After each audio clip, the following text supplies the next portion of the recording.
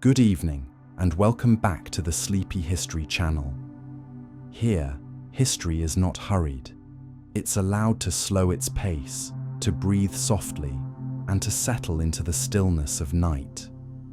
Tonight, we'll be drifting through a quiet imagining of medieval royalty, a life of inherited privilege and unspoken obligation, shaped quietly by ritual, hierarchy, and the invisible weight of power, where time moved differently and stories lingered long after voices fell silent.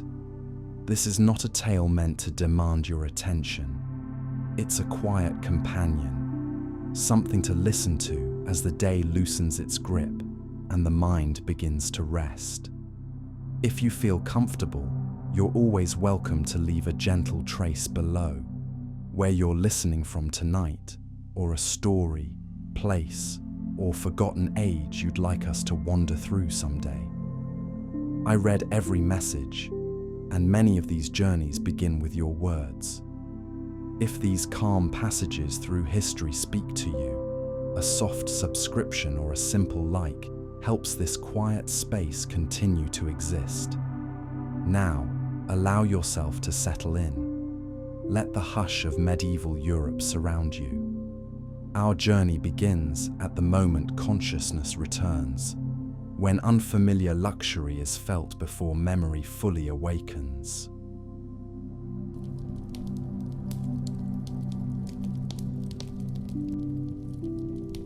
Your first sensation upon waking would be the luxurious weight of fine linen sheets and rich wool blankets, a stark contrast to the straw-filled mattresses and rough hemp coverings that served most of medieval society. Your bed, a massive four-poster affair carved from oak and draped with silk curtains, would be positioned in a private chamber, a luxury beyond the imagination of peasants who shared cramped quarters with their livestock. As consciousness fully returns, you'd hear the soft shuffle of servants' feet and the gentle clink of silver and pewter as your morning meal is prepared. Your personal attendants, ladies in waiting if you're female nobility, or valets if you're male, would already be laying out your clothing for the day. These aren't the rough wool tunics and simple shifts worn by commoners, but garments of silk, velvet, and fine wool, dyed in vibrant colours that only the wealthy could afford. The process of dressing would be an elaborate affair. Layer upon layer of clothing would be carefully arranged. First, the linen undergarments, then the main garments, followed by an outer robe or surcoat. Your clothing would be adorned with precious metals, jewels, and intricate embroidery that proclaimed your status to all who beheld you. The very act of getting dressed would require multiple servants, as the complex fastenings, laces, and heavy fabrics demanded assistance. Your morning meal would arrive on silver platters, a feast that would seem miraculous to the peasantry who subsisted on thin gruel and coarse bread. Fresh white bread, made from the finest wheat flour, would grace your table alongside honeyed cakes, roasted meats, exotic fruits, and spiced wine. The stark contrast to peasant fare cannot be overstated. While common folk might taste meat only on special occasions, your table would groan under the weight of venison, fowl, and delicacies imported from distant lands. But this opulent lifestyle came with its own unique set of challenges and responsibilities that would reshape your understanding of power and privilege. As nobility, you wouldn't simply lounge in luxury. You'd be thrust into a complex web of political obligations, social expectations, and very real dangers that could determine not just your comfort, but your very survival. Your daily schedule would be rigidly structured around the demands of medieval politics and social hierarchy. Morning prayers would be mandatory, conducted in your private chapel or the castle's main religious space. The medieval world was deeply devout, and even the highest nobility were expected to demonstrate their piety through regular worship, charitable acts, and adherence to church doctrine. Following prayers, you'd likely hold court, a formal session where vassals, merchants, and petitioners would seek your judgment on various matters. This wasn't merely ceremonial. As a noble, you'd wield genuine judicial power over your lands and subjects. Disputes over property, accusations of theft or assault, and requests for royal favor would all require your attention and decision. The weight of these choices would be enormous, as your judgments could mean the difference between life and death for those who appeared before you. The political landscape of medieval Europe was treacherous beyond modern comprehension. Alliances shifted like quicksand, and today's trusted ally could become tomorrow's mortal enemy. Marriage wasn't a matter of love, but of strategic alliance. Your spouse would be chosen to strengthen political ties, secure territory, or end conflicts between noble houses. Children, too, would be political assets, betrothed from birth to cement future alliances, or traded like precious commodities to advance family interests.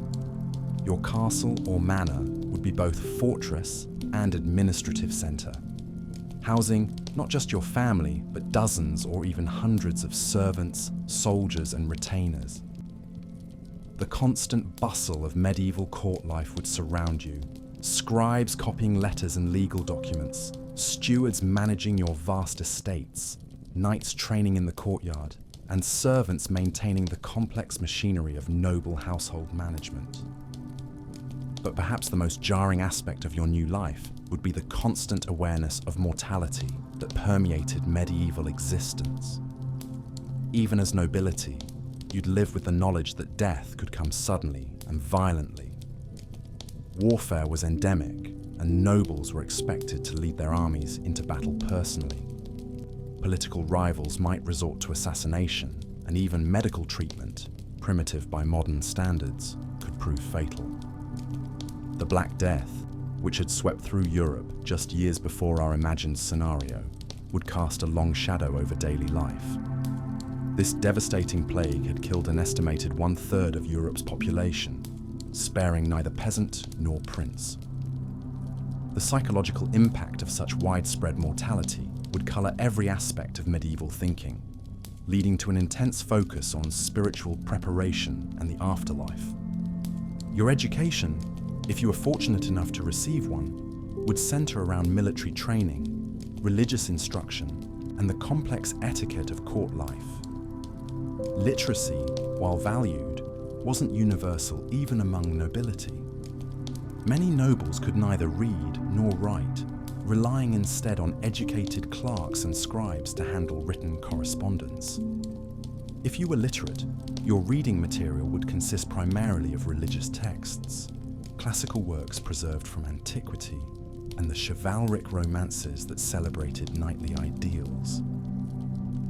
The concept of privacy, as we understand it today, simply didn't exist. Your personal chambers might offer some solitude, but your daily life would unfold before the constant gaze of servants, courtiers, and visitors. Every meal, every conversation, every decision would be observed and analysed for political significance.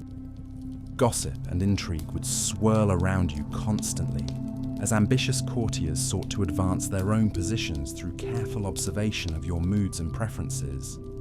Your relationship with the common people would be complex and largely distant. While you might occasionally encounter peasants during travels through your lands or during public ceremonies, the vast gulf between noble and commoner meant that their daily struggles would remain largely invisible to you. The grinding poverty, constant hunger, and backbreaking labor that defined peasant existence would be as foreign to your experience as life on another planet. Yet this distance came with its own burden of responsibility. As a noble, you'd be expected to provide protection and justice for your subjects, to lead them in times of war, and to ensure the prosperity of your lands. The feudal system that governed medieval society was built on mutual obligation. Peasants owed labor and military service to their lords, while lords owed protection and justice to their subjects. The seasonal rhythms that governed agricultural life would still touch your existence, though in very different ways than they affected the peasantry. Spring would bring the need to organize planting, and ensure adequate seed was available for your tenants. Summer might see military campaigns, as the warmer months were preferred for warfare. Autumn would bring the harvest, a crucial time when the year's success or failure would be determined, affecting not just your wealth, but your ability to feed your household through the winter months. Winter in a medieval castle would be a time of relative isolation, as poor roads and harsh weather limited travel and communication. Your household would draw inward, relying on stored provisions and preserved foods to survive until spring. Entertainment during these long months might include feasts, musical performances, storytelling, and indoor games. But the cold and darkness would affect even the most privileged households. The religious calendar would punctuate your year with festivals, fasts, and holy days that the entire Christian world observed. Easter and Christmas would be times of great celebration, marked by elaborate feasts and gift-giving. The 40 days of Lent would require even nobles to observe periods of fasting and penance, though your version of deprivation would still surpass the daily fare of most commoners. Your wardrobe would be a visible proclamation of your status and wealth. Fine furs from distant lands, silk imported from the East, and precious metals worked into intricate jewelry would adorn your person. The sumptuary laws of many medieval kingdoms actually regulated what colours and fabrics different social classes could wear, ensuring that clothing served as an immediate identifier of social rank. The question of succession would hang constantly over your household. Producing legitimate heirs would be not just a personal desire, but a political necessity. The death of a lord without clear succession could plunge entire regions into warfare, as various claimants fought for control. If you were female, your value would be largely determined by your ability to form advantageous marriages and produce male heirs to continue the family line. Your daily diet would include luxuries that most people could never imagine tasting.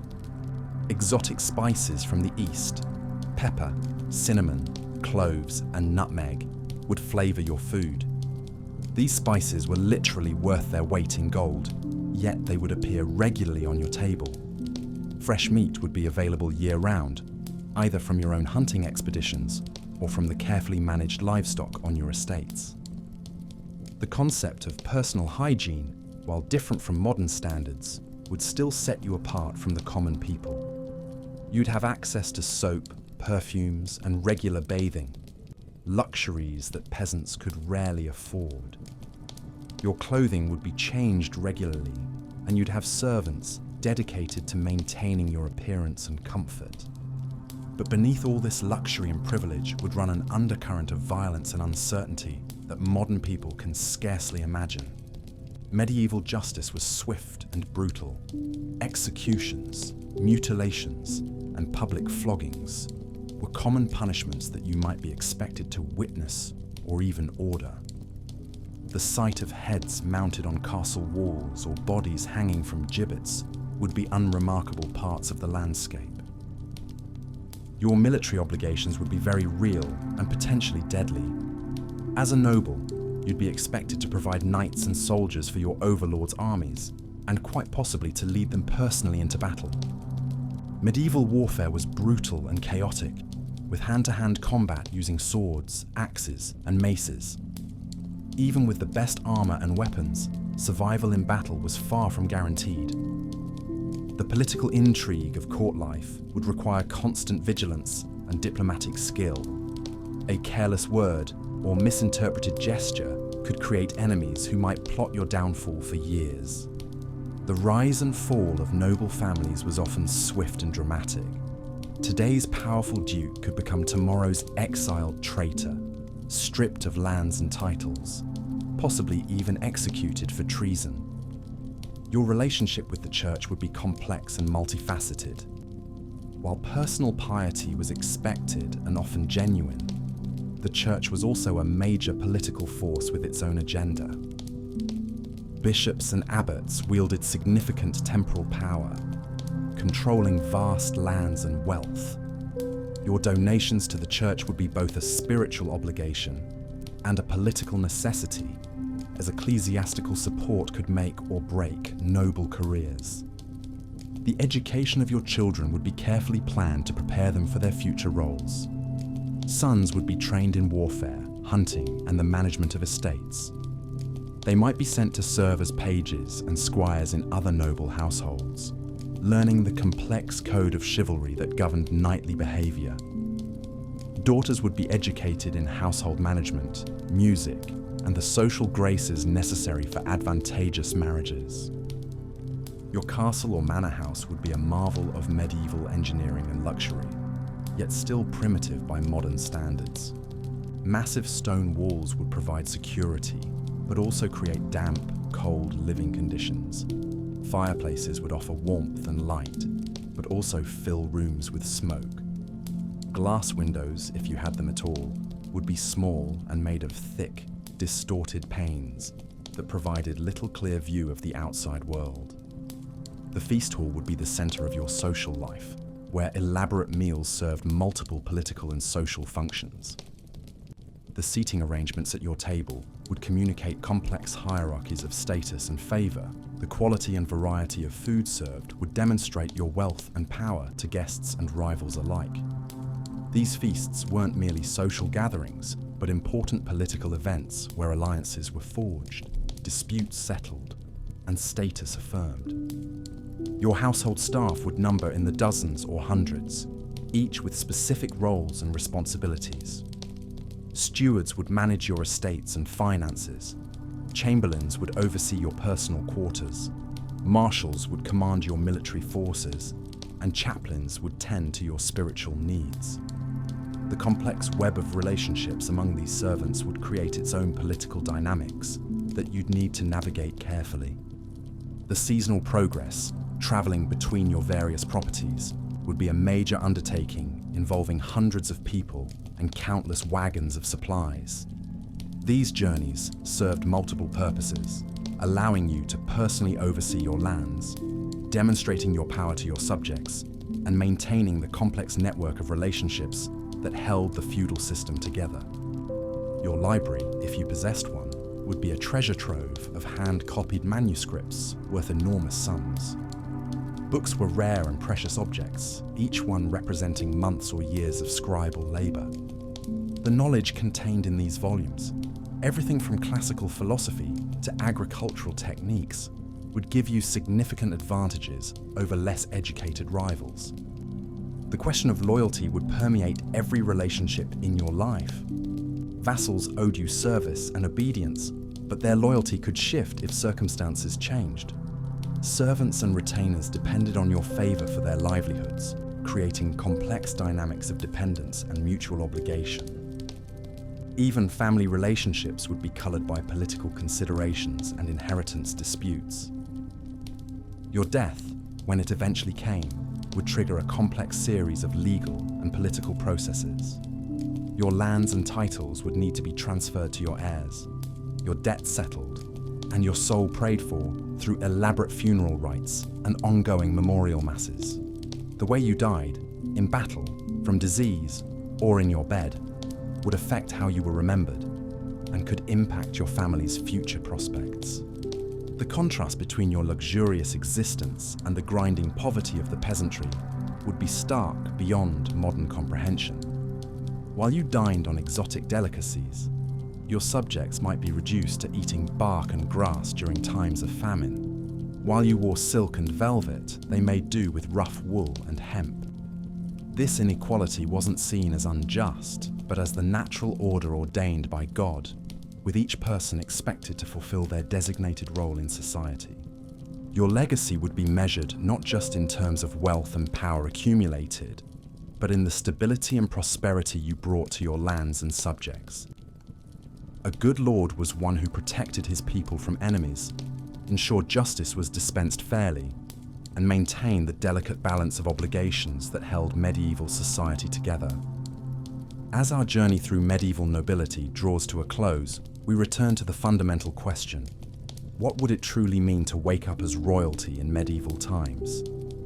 The answer is complex and multifaceted, a life of unimaginable luxury, shadowed by constant danger, unlimited power constrained by rigid obligations, and earthly glory haunted by the ever-present spectre of mortality. You would inhabit a world where your smallest decisions could affect the lives of thousands, where political missteps could mean death or exile, and where the weight of tradition and expectation would shape every aspect of your existence. Yet you would also experience privileges and comforts that most people of that era could never imagine. Fine food, beautiful clothing, magnificent surroundings, and the power to shape the course of history itself. The medieval world would challenge every assumption you hold about power, privilege, and responsibility. It would force you to navigate a complex social landscape where honor mattered more than happiness, where loyalty was the highest virtue, and where your worth was measured not by personal achievement, but by your ability to fulfill the role that birth and circumstance had assigned to you. In the end, awakening as medieval royalty would be both a blessing and a burden, offering unprecedented opportunities for luxury and influence, while demanding sacrifices and accepting responsibilities that would reshape your understanding of what it means to hold power over others. It would be a life lived in the full knowledge that much had been given to you, and from you, much would be expected in return. As you drift off to sleep tonight in your comfortable modern bed, perhaps you'll dream of those distant castle chambers, imagining what it might have been like to wake up in a world so different from our own, where the weight of a crown brought both unimaginable privilege and the crushing responsibility of holding the fate of nations in your hands. What if you woke up as royalty in medieval times? Part 2. But perhaps the most striking aspect of your new royal existence would be the overwhelming burden of decision-making that rested upon your shoulders. Every dawn brought with it a cascade of choices that could alter the fate of thousands. As you sat in your private chambers, breaking your fast on delicate manchet bread and spiced wine, your advisors would already be gathering in the antechamber, each bearing matters that demanded your immediate attention. The morning might begin with reports from your steward about the harvest yields across your vast estates. A poor crop in the northern counties could mean the difference between prosperity and famine for entire villages. Your treasurer would present detailed accounts of the royal coffers, explaining how the costs of maintaining your court, funding military campaigns, and supporting the church were stretching the kingdom's resources thin. The marshal of your household would seek approval for new fortifications along the border where neighboring lords had been making increasingly bold incursions into your territory. But these were merely the administrative concerns. The truly weighty matters would come later, presented by your most trusted counselors in the privacy of your solar. A messenger might arrive bearing news that one of your most powerful vassals had died, leaving behind a young heir and a strategic castle that controlled a vital river crossing. The decision of who would serve as regent could shift the balance of power across 3 counties. A seemingly simple choice between 2 claimants might determine whether that region remained loyal to your crown or fell under the influence of a rival kingdom. Your spy master would whisper urgent intelligence about a brewing conspiracy among the merchant guilds in your largest city. They suspected that foreign gold was funding seditious activities, but moving against them too hastily could damage trade relationships that kept your treasury solvent. Wait too long, however, and you might face open rebellion in your own capital. The captain of your guard would request permission to investigate, but such an inquiry would require delicate handling to avoid appearing tyrannical to your other subjects. The weight of these decisions would press upon you like a physical force. Unlike the common folk who answered only to their immediate lords, you bore responsibility for the welfare of everyone within your realm. A drought in the eastern provinces would require you to decide whether to open the royal granaries, potentially leaving your armies undersupplied if war came. A dispute between two powerful noble houses over mineral rights could escalate into private warfare that devastated the countryside, if not handled with perfect diplomatic precision. Your education would have prepared you for this burden from childhood, but the reality would still be overwhelming. You would have learned statecraft from the finest tutors, studied the chronicles of successful rulers, and observed your predecessors navigating similar challenges. Yet theory and practice remained vastly different beasts. The consequences of your choices would ripple outward in ways impossible to fully predict, affecting lives you would never see and futures you could barely imagine. Religious obligations would add another layer of complexity to your decision-making. The church expected your support in matters both spiritual and temporal, but their interests didn't always align with the practical needs of governing. When the bishop demanded that you fund a new cathedral while your border fortresses crumbled from lack of maintenance, choosing between divine favor and earthly security required wisdom beyond your years. The threat of excommunication loomed over rulers who defied church authority too boldly, yet submitting entirely to clerical demands could leave your kingdom vulnerable to more secular threats. Your courtiers would watch your every decision with calculating eyes, each seeking to advance their own interests while maintaining the appearance of loyal service. The Lord Chancellor might advocate for one course of action, while the Marshal favored another, and determining whose counsel served the kingdom versus who served personal ambition became a constant mental exercise. Flattery would flow like wine at your table, but distinguishing genuine advice from self-interested manipulation required the wisdom of Solomon and the cunning of a serpent. Marriage negotiations would present perhaps the most consequential decisions of all. Your choice of spouse would determine not just your personal happiness, but the future of your entire dynasty. A marriage alliance with a neighboring kingdom might secure peace for a generation, but it could also invite foreign influence into your court. Wedding a powerful noble from within your own realm might strengthen internal stability while limiting your options for international diplomacy. Even the timing of such unions carried enormous implications. Marry too young, and you might be manipulated by more experienced in-laws. Wait too long, and you risk dying without a clear heir. The pressure of producing legitimate heirs would weigh heavily upon you, particularly if you were a queen regnant in an age when female rule was viewed with suspicion. Every month that passed without pregnancy would fuel whispers about divine disfavor or questions about your fitness to rule. The health of your children would become matters of state, with physicians monitoring their every symptom and courtiers speculating about the succession with each childhood illness. Military decisions would demand perhaps the most immediate and consequential choices. When raiders crossed your borders, the speed and scale of your response would determine whether the threat remained a minor incursion or escalated into full-scale war. Mobilizing your armies required enormous expense and could disrupt the agricultural cycle if timed poorly, yet failing to respond decisively might be interpreted as weakness by other potential enemies. The lives of your soldiers would rest in your hands, and their families would hold you accountable for their safe return.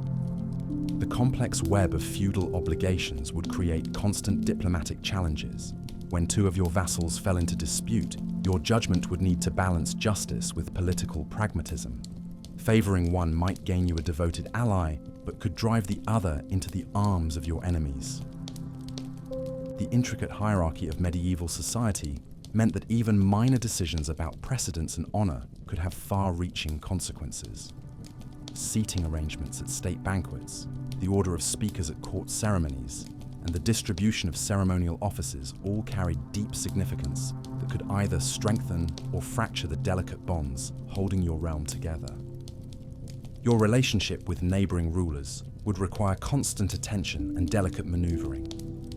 A casual remark to an ambassador might be interpreted as a threat or an opportunity for alliance. The exchange of gifts needed to demonstrate appropriate respect without appearing either weak or provocative. Royal marriages, trade agreements, and territorial disputes would all intersect in complex ways that demanded both strategic thinking and intuitive understanding of human nature. The administration of justice would place you in the position of ultimate arbiter for your realm's most serious crimes and disputes. Cases involving treason, murder, and conflicts between major noble houses would come before your throne, requiring you to weigh evidence, consider precedent, and render verdicts that balanced mercy with the need to maintain order. Your reputation for fairness would determine whether your subjects sought royal justice or tried to resolve their conflicts through private violence. Economic decisions would affect every level of society, from the grandest noble houses to the humblest peasant families. Decisions about taxation, trade regulations, and currency could stimulate prosperity or trigger recession. The temptation to solve immediate problems through heavy taxation would need to be balanced against the long-term health of your kingdom's economy. Devaluing your currency might provide short-term relief for royal debts, but could devastate the savings of your merchant class. The burden of these endless decisions would leave you longing for the simple certainties of common life. A peasant's choices were limited but clear. Plant in spring, harvest in autumn, and trust in God's providence. Your choices were vast but fraught with uncertainty, each decision branching into countless potential futures. The crown that adorned your head would feel heavier with each passing day, not from its physical weight, but from the accumulated pressure of ruling human lives and destinies. Yet perhaps the greatest challenge would be the isolation that came with supreme authority. While surrounded by courtiers and advisors, you would find genuine friendship nearly impossible to achieve. Those around you would always have agendas, ambitions, and interests that colored their interactions with the crown.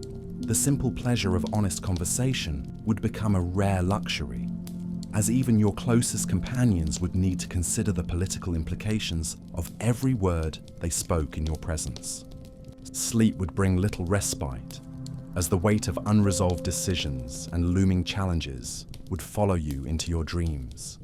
You might find yourself lying awake in your luxurious bed, staring at the rich tapestries that decorated your chamber walls, wondering whether the choice you made about grain reserves would prevent famine, or whether the marriage alliance you negotiated would secure peace or invite invasion. The responsibilities of kingship would prove to be a burden that no amount of wealth or privilege could fully compensate. This, then, would be the true nature of your royal awakening, not merely a transformation from poverty to wealth, but from the simple struggles of survival to the complex burdens of leadership. The golden crown would prove to be both a symbol of ultimate privilege and the heaviest chain imaginable, binding you to duties and decisions that would shape the lives of countless souls across your medieval realm. Waking up as medieval royalty, the political web. You've awakened to silken sheets and golden goblets, but the true awakening comes when you realize that your royal blood has placed you at the center of a deadly game where every smile hides a dagger and every alliance could crumble with a whispered rumor. The opulent chambers that seemed like paradise yesterday now feel more like a gilded cage, because in medieval times, being royalty meant navigating a labyrinth of political intrigue that could elevate you to legendary status, or see you meeting a rather unpleasant end before your next birthday feast. The moment you take your first steps through those marble corridors as a medieval monarch, you're not just walking through a palace, you're walking through a minefield of competing interests, ambitious nobles, and foreign threats that would make modern politics look like a children's tea party. Every person who bows before you is simultaneously calculating how they might benefit from your favor, or, if necessary, your downfall. The ornate tapestries adorning your walls don't just depict heroic battles of the past. They're essentially a visual reminder that your own story could end just as violently if you make the wrong political move. Your daily schedule wouldn't be filled with leisurely pursuits and royal banquets, though those certainly existed.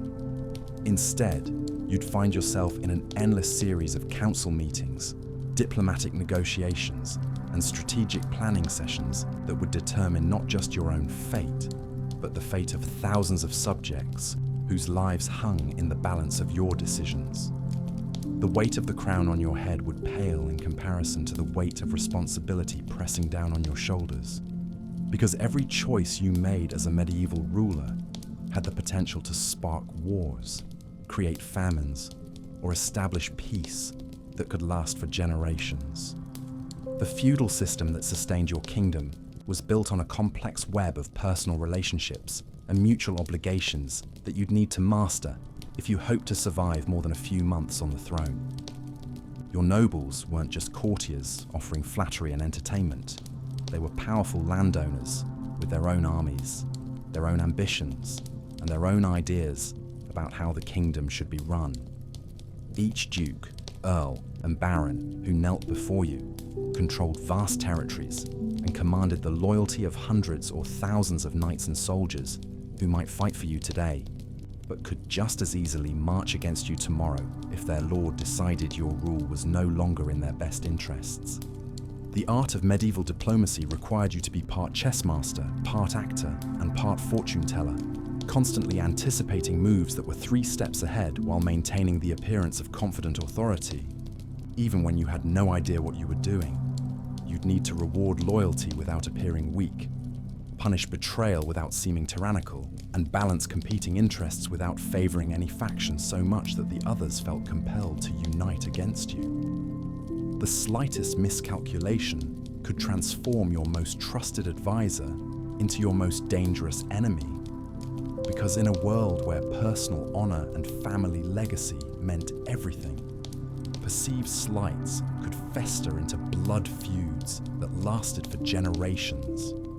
Managing your royal court would be like conducting an orchestra, where half the musicians were trying to play different songs, while the other half were plotting to steal your baton. The elaborate ceremonies and formal protocols that governed court life weren't just pageantry, they were carefully choreographed displays of power and hierarchy designed to reinforce your authority while giving ambitious nobles specific roles and responsibilities that kept them busy competing with each other instead of conspiring against you. Every feast became a political statement about who sat where, who was served first, and who received the choicest portions, because these seemingly trivial details communicated volumes about royal favor and political standing to everyone watching. Your marriage wouldn't be a matter of love or personal choice, but rather the most important diplomatic tool at your disposal, capable of forging alliances with neighboring kingdoms, securing peace treaties, or gaining access to crucial trade routes and military resources.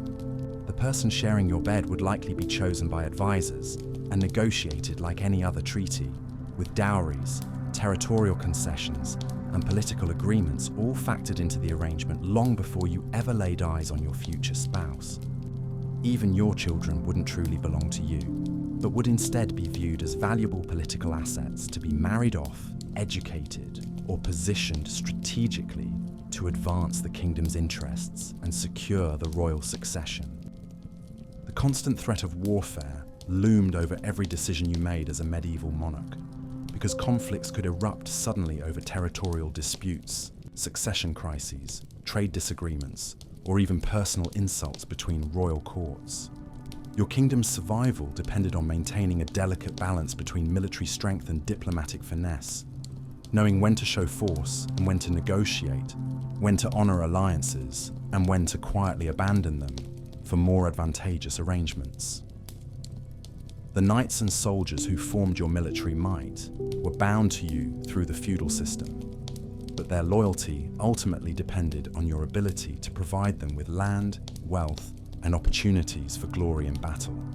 Medieval intelligence networks would become your lifeline in a world where information was power and ignorance could be fatal, requiring you to cultivate a web of spies, informants, and loyal agents who could keep you informed about potential threats both within your own kingdom and beyond its borders. You'd need to know which nobles were meeting in secret, which foreign ambassadors were making unusual requests, which merchants were reporting strange troop movements, and which servants had overheard conversations that might indicate brewing conspiracies. The art of medieval espionage was far more sophisticated than many people realize, with coded messages, secret symbols, and elaborate networks of communication that rival anything seen in modern spy thrillers. Religious authority would present both an opportunity and a challenge for your reign, as the church wielded enormous influence over your subjects' daily lives and possessed vast wealth and land holdings that could either support or undermine your rule. The Pope and high-ranking clergy could legitimize your authority through divine blessing, or cast doubt on your right to rule through religious condemnation, making your relationship with church leaders a crucial factor in maintaining political stability. You'd need to balance respect for religious authority with assertion of royal prerogatives, ensuring that church and state work together harmoniously, while preventing either institution from gaining too much power over the other. The economic foundations of your kingdom would require constant attention and careful management, as royal revenues came from a complex mixture of feudal obligations, trade taxes, judicial fines, and special levies that needed to be collected efficiently without pushing your subjects to the point of rebellion. You'd oversee vast agricultural estates, bustling market towns, and emerging commercial enterprises, while ensuring that enough wealth flowed into royal coffers to fund your military, maintain your court, and undertake the massive construction projects that demonstrated royal power and provided employment for thousands of workers. Economic prosperity wasn't just about royal comfort, it was about political survival, because impoverished kingdoms attracted invasion, while wealthy realms could afford the armies and fortifications needed to maintain independence.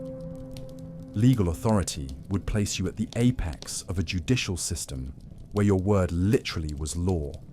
But this power came with the responsibility to dispense justice fairly and consistently if you wanted to maintain legitimacy and popular support. You'd hear appeals from lower courts, settle disputes between powerful nobles, and establish precedents that would guide legal decisions throughout your realm for generations to come. The concept of royal justice wasn't just about punishment and enforcement. It was about demonstrating that even the most powerful subjects were bound by law, and that ordinary citizens could seek redress for wrongs committed against them, creating a sense of order and fairness that helped prevent the social chaos that could tear kingdoms apart. Your daily routine would be structured around audiences, councils, and ceremonial duties that served important political functions, even when they seemed purely formal or decorative. Morning audiences allowed subjects to petition for royal favour, present grievances, or offer information that might be useful to the crown, while afternoon councils brought together your most trusted advisors to discuss policy matters, review intelligence reports, and debate responses to emerging challenges. Evening ceremonies and entertainments weren't just leisure activities, they were opportunities to reward loyal service, display royal magnificence, and create the kind of memorable experiences that would inspire devotion and discourage thoughts of rebellion among those privileged to attend. The burden of decision-making would weigh heavily on your conscience, as choices that seemed reasonable from a political perspective might have devastating consequences for individual subjects whose lives were affected by royal policies. Raising taxes to fund military campaigns could push farming families into poverty, while granting territorial concessions to secure peace might doom entire communities to foreign rule, and pardoning criminals to gain political support could leave their victims feeling betrayed by the very system supposed to protect them. The isolation of royal authority meant that you'd often be making these momentous decisions based on incomplete information and conflicting advice, knowing that history would judge your choices long after you were gone. Medieval communication systems would make governing your kingdom feel like trying to conduct an orchestra where you couldn't hear half the instruments and the other half were playing from sheet music that was several weeks out of date. messages travelled only as fast as horses could carry them, meaning that events on your kingdom's borders might not reach your attention for days or even weeks after they occurred, while your responses would take just as long to travel back to where they were needed. This communication lag created opportunities for local officials to exceed their authority or for problems to escalate beyond control before royal intervention could be effective, requiring you to delegate significant power to trusted representatives while hoping they wouldn't abuse their positions or make decisions that contradicted royal policy. The psychological toll of medieval kingship would test your mental resilience in ways that few modern leaders can truly comprehend, as the combination of absolute responsibility, constant danger, and social isolation created a unique form of stress that affected even the most capable rulers. You'd live with the knowledge that any day might bring news of invasion, rebellion, or assassination attempts, while the formal protocols of court life would create barriers between you and genuine human connection that could leave you feeling profoundly lonely, despite being constantly surrounded by people. The crown that symbolized your authority would become a reminder of the distance between your royal persona and your private self, as the demands of kingship required you to project confidence and wisdom even when you felt uncertain and overwhelmed. Yet despite all these challenges and dangers, medieval royalty also offered opportunities for achievement and legacy that few other positions in society could match, allowing exceptional rulers to shape the course of history through wise governance, military leadership, cultural patronage, and institutional innovation. The greatest medieval monarchs weren't just survivors of the political game. They were visionaries who used their power to establish universities, commission magnificent artworks, codify legal systems, and create institutions that outlasted their own reigns by centuries. Your awakening as medieval royalty would ultimately present you with a choice between merely enduring the burdens of power or embracing the possibility of using that power to create something meaningful and lasting that would benefit not just your own kingdom, but future generations who would inherit the world you helped to shape. What if you woke up as royalty in medieval times? Part 4. But perhaps the most crushing burden of medieval royal life wasn't the physical dangers or political machinations. It was the profound isolation that came with absolute power. Imagine waking each morning in your opulent bedchamber, surrounded by silk tapestries and golden chalices, yet knowing that every person who approached you wanted something. Every smile was calculated, every conversation a negotiation, every friendship suspect.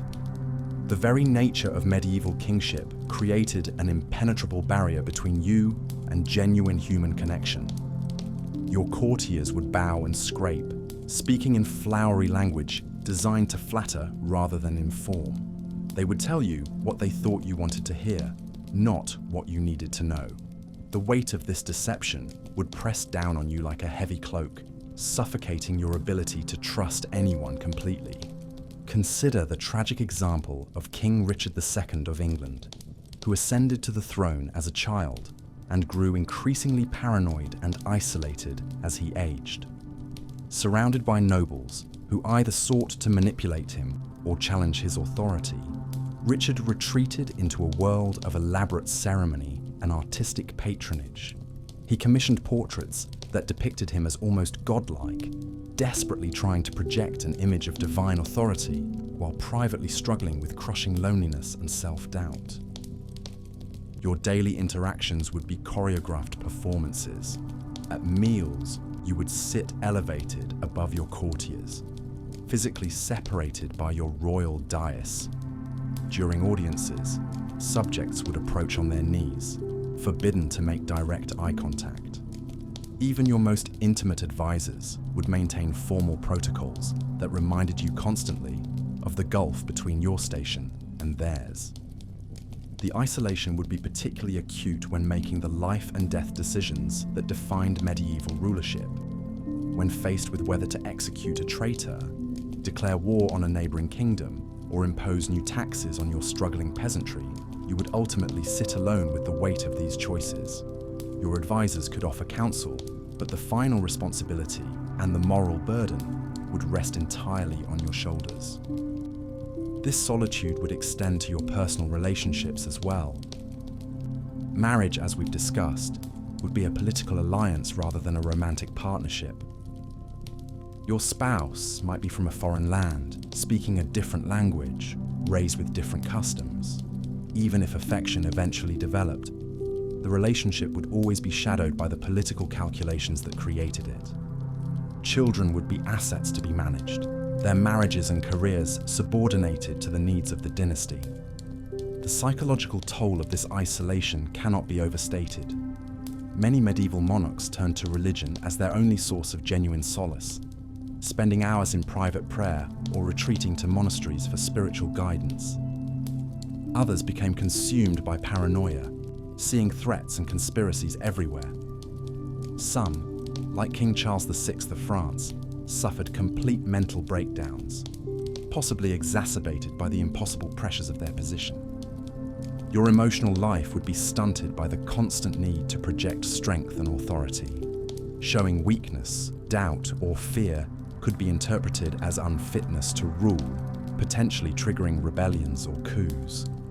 You would learn to bury your natural human emotions behind a mask of royal dignity, never able to express frustration, sadness, or uncertainty without political consequences. The irony of medieval royal power was that the more authority you possessed, the less freedom you actually enjoyed. A peasant might live in poverty and hardship, but he could speak his mind to his family, form genuine friendships based on mutual affection, and make personal choices about his daily life. As a monarch, your every word would be analysed for political meaning. Your every relationship would serve some greater purpose, and your personal desires would be subordinated to the needs of the crown. This isolation would be compounded by the burden of historical legacy. You would be acutely aware that your actions would be recorded by chroniclers and judged by future generations. Every decision would carry the weight of how it might appear in the history books. Would you be remembered as a wise and just ruler, or as a tyrant? Would your dynasty continue to flourish, or would your mistakes lead to its downfall? The pressure to live up to the examples of legendary rulers, Charlemagne, William the Conqueror, Richard the Lionheart, would be enormous. These figures had been mythologized over time, their failures forgotten, and their successes amplified. You would be constantly measured against these impossibly high standards, knowing that your own human flaws and mistakes would be scrutinized with merciless precision. Yet perhaps most heartbreaking of all would be the knowledge that despite all your power and privilege, you were ultimately as mortal and vulnerable as any of your subjects. Medieval monarchs died young from disease, violence, and the stress of their position. The crown that granted you such authority would also be the source of your greatest suffering, a golden prison from which there was no escape except death. The weight of kingship would follow you into your dreams, where you might find brief respite in sleep only to wake again to the crushing reality of your responsibilities. In those quiet moments before dawn, lying in your royal bed surrounded by luxury yet utterly alone with your thoughts, you would perhaps understand the terrible truth of medieval monarchy. That absolute power was, in the end, absolutely isolating. This emotional and psychological burden would affect every aspect of your rule. Unable to form genuine relationships or trust completely in anyone's motives, you might make increasingly erratic decisions. The isolation could drive you to surround yourself with flatterers and yes men, cutting yourself off from the honest counsel you desperately needed. Alternatively, you might become suspicious of everyone, seeing enemies and conspiracies where none existed. The tragedy of medieval royal life was that the very system designed to elevate you above all others would ultimately diminish your humanity. In gaining a crown, you would lose the simple pleasures and authentic connections that make life meaningful. The golden throne that symbolized your power would become, in the end, the loneliest seat in the kingdom. Here's part 5 of your 12-part script for What If You Woke Up as Royalty in Medieval Times? The weight of the crown was nothing compared to the crushing burden of the decisions that came with it. Every choice you made as a medieval ruler rippled outward through your kingdom, affecting thousands of lives in ways both seen and unseen. The power to shape destinies, to determine who lived in comfort and who struggled in poverty, to declare war or forge peace. These responsibilities would have consumed your every waking moment. Your day would begin before dawn, not with leisure, but with urgent matters demanding immediate attention. Advisors would crowd into your chambers, each bearing news that required swift judgment. A dispute between neighboring lords threatened to escalate into bloodshed. Reports arrived of raiders attacking merchant caravans on the kingdom's borders. The royal treasury was running low, necessitating new taxes that would burden your already struggling subjects. A neighboring kingdom had sent envoys with what appeared to be either a marriage proposal or a thinly veiled threat of invasion. Each decision carried profound consequences. Choose to support one lord over another in their territorial dispute, and you might gain a powerful ally but create a bitter enemy. Send troops to defend the merchant routes, and you protect vital trade, but leave other borders vulnerable. Raise taxes to fund your military, and you might preserve the kingdom's security while driving your people deeper into poverty. Accept the foreign marriage proposal, and you could secure a valuable alliance while potentially sacrificing your personal happiness and freedom. The psychological toll of wielding such power would have been immense. Every choice meant that someone, somewhere, would suffer for your decision. When you ordered soldiers to war, you were sending young men to their deaths. When you imposed new taxes, you were taking bread from the mouths of peasant children. When you granted land to one noble family, you were denying it to another who might have equally valid claims. The knowledge that your comfort and luxury came at the direct expense of your subjects' hardship would have weighed heavily on any conscience, not completely hardened by absolute power. Your advisors would have been a mixed blessing, both essential allies and potential threats. The royal council typically included the chancellor, who managed the kingdom's administration, the treasurer, who controlled the purse strings, military commanders who led your armies, and various nobles whose support you needed to maintain power. Each advisor brought their own agenda, their own ambitions, their own vision for the kingdom that might conflict dramatically with yours or with each other.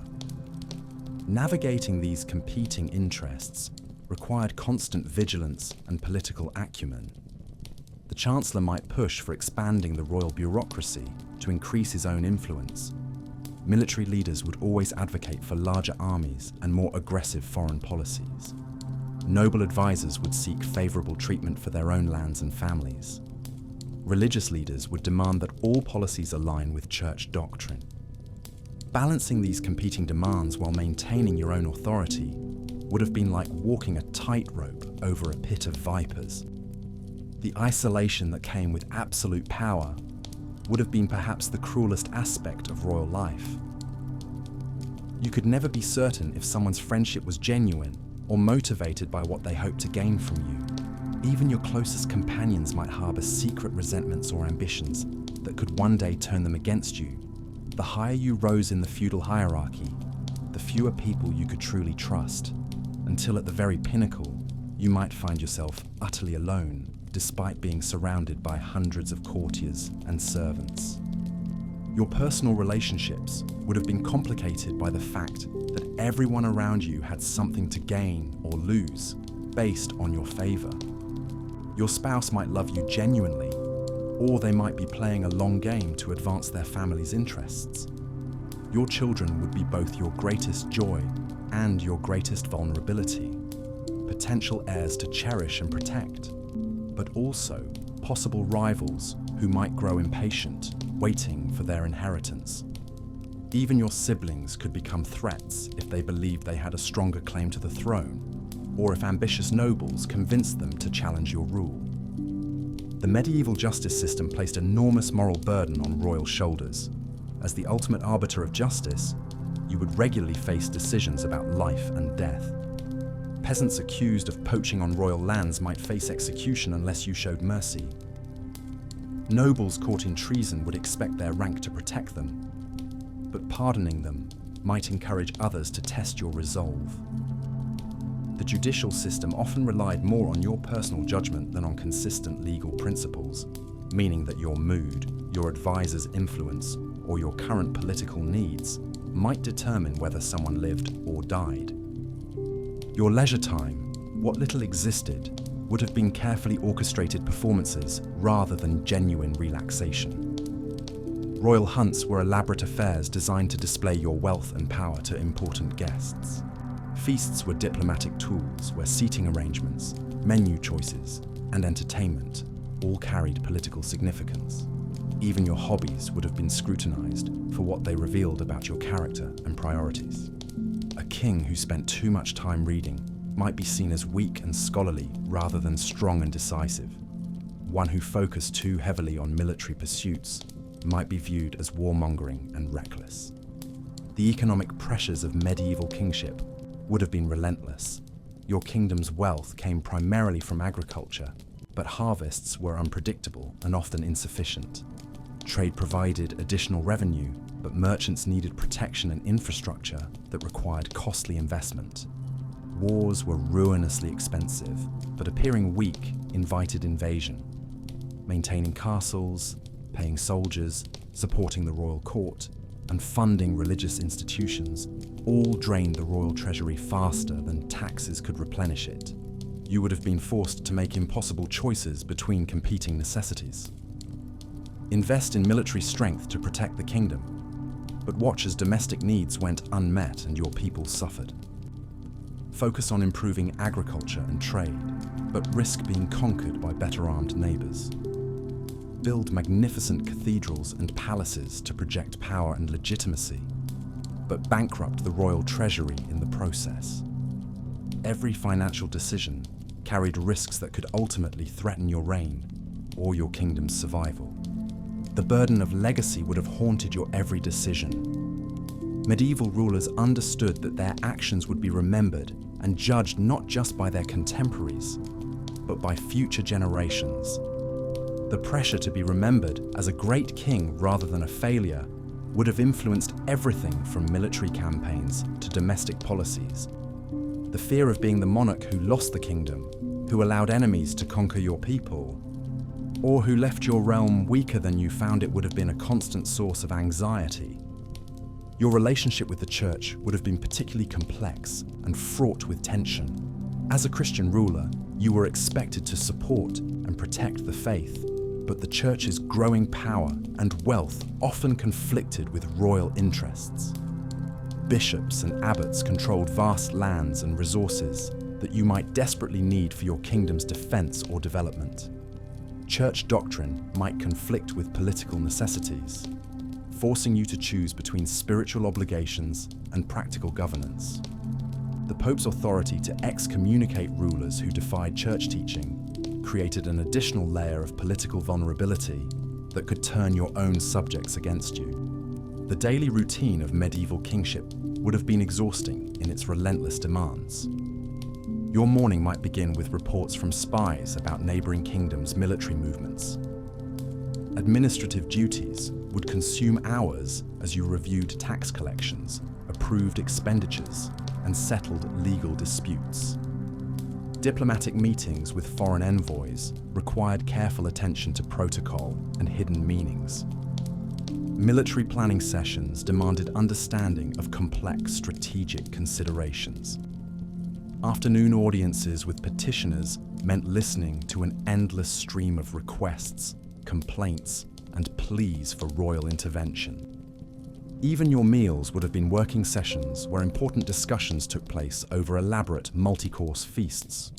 The evening might bring entertainment, but even musical performances and storytelling served political purposes, reinforcing your image and messaging to important guests. Your bedtime would finally arrive only after ensuring that your guards were properly positioned, your advisors briefed on tomorrow's challenges, and urgent matters addressed that couldn't wait until morning. The physical demands of medieval rulership would have been substantial despite the material comforts available to royalty. Leading armies in battle meant wearing heavy armor for hours while making life or death tactical decisions under extreme stress.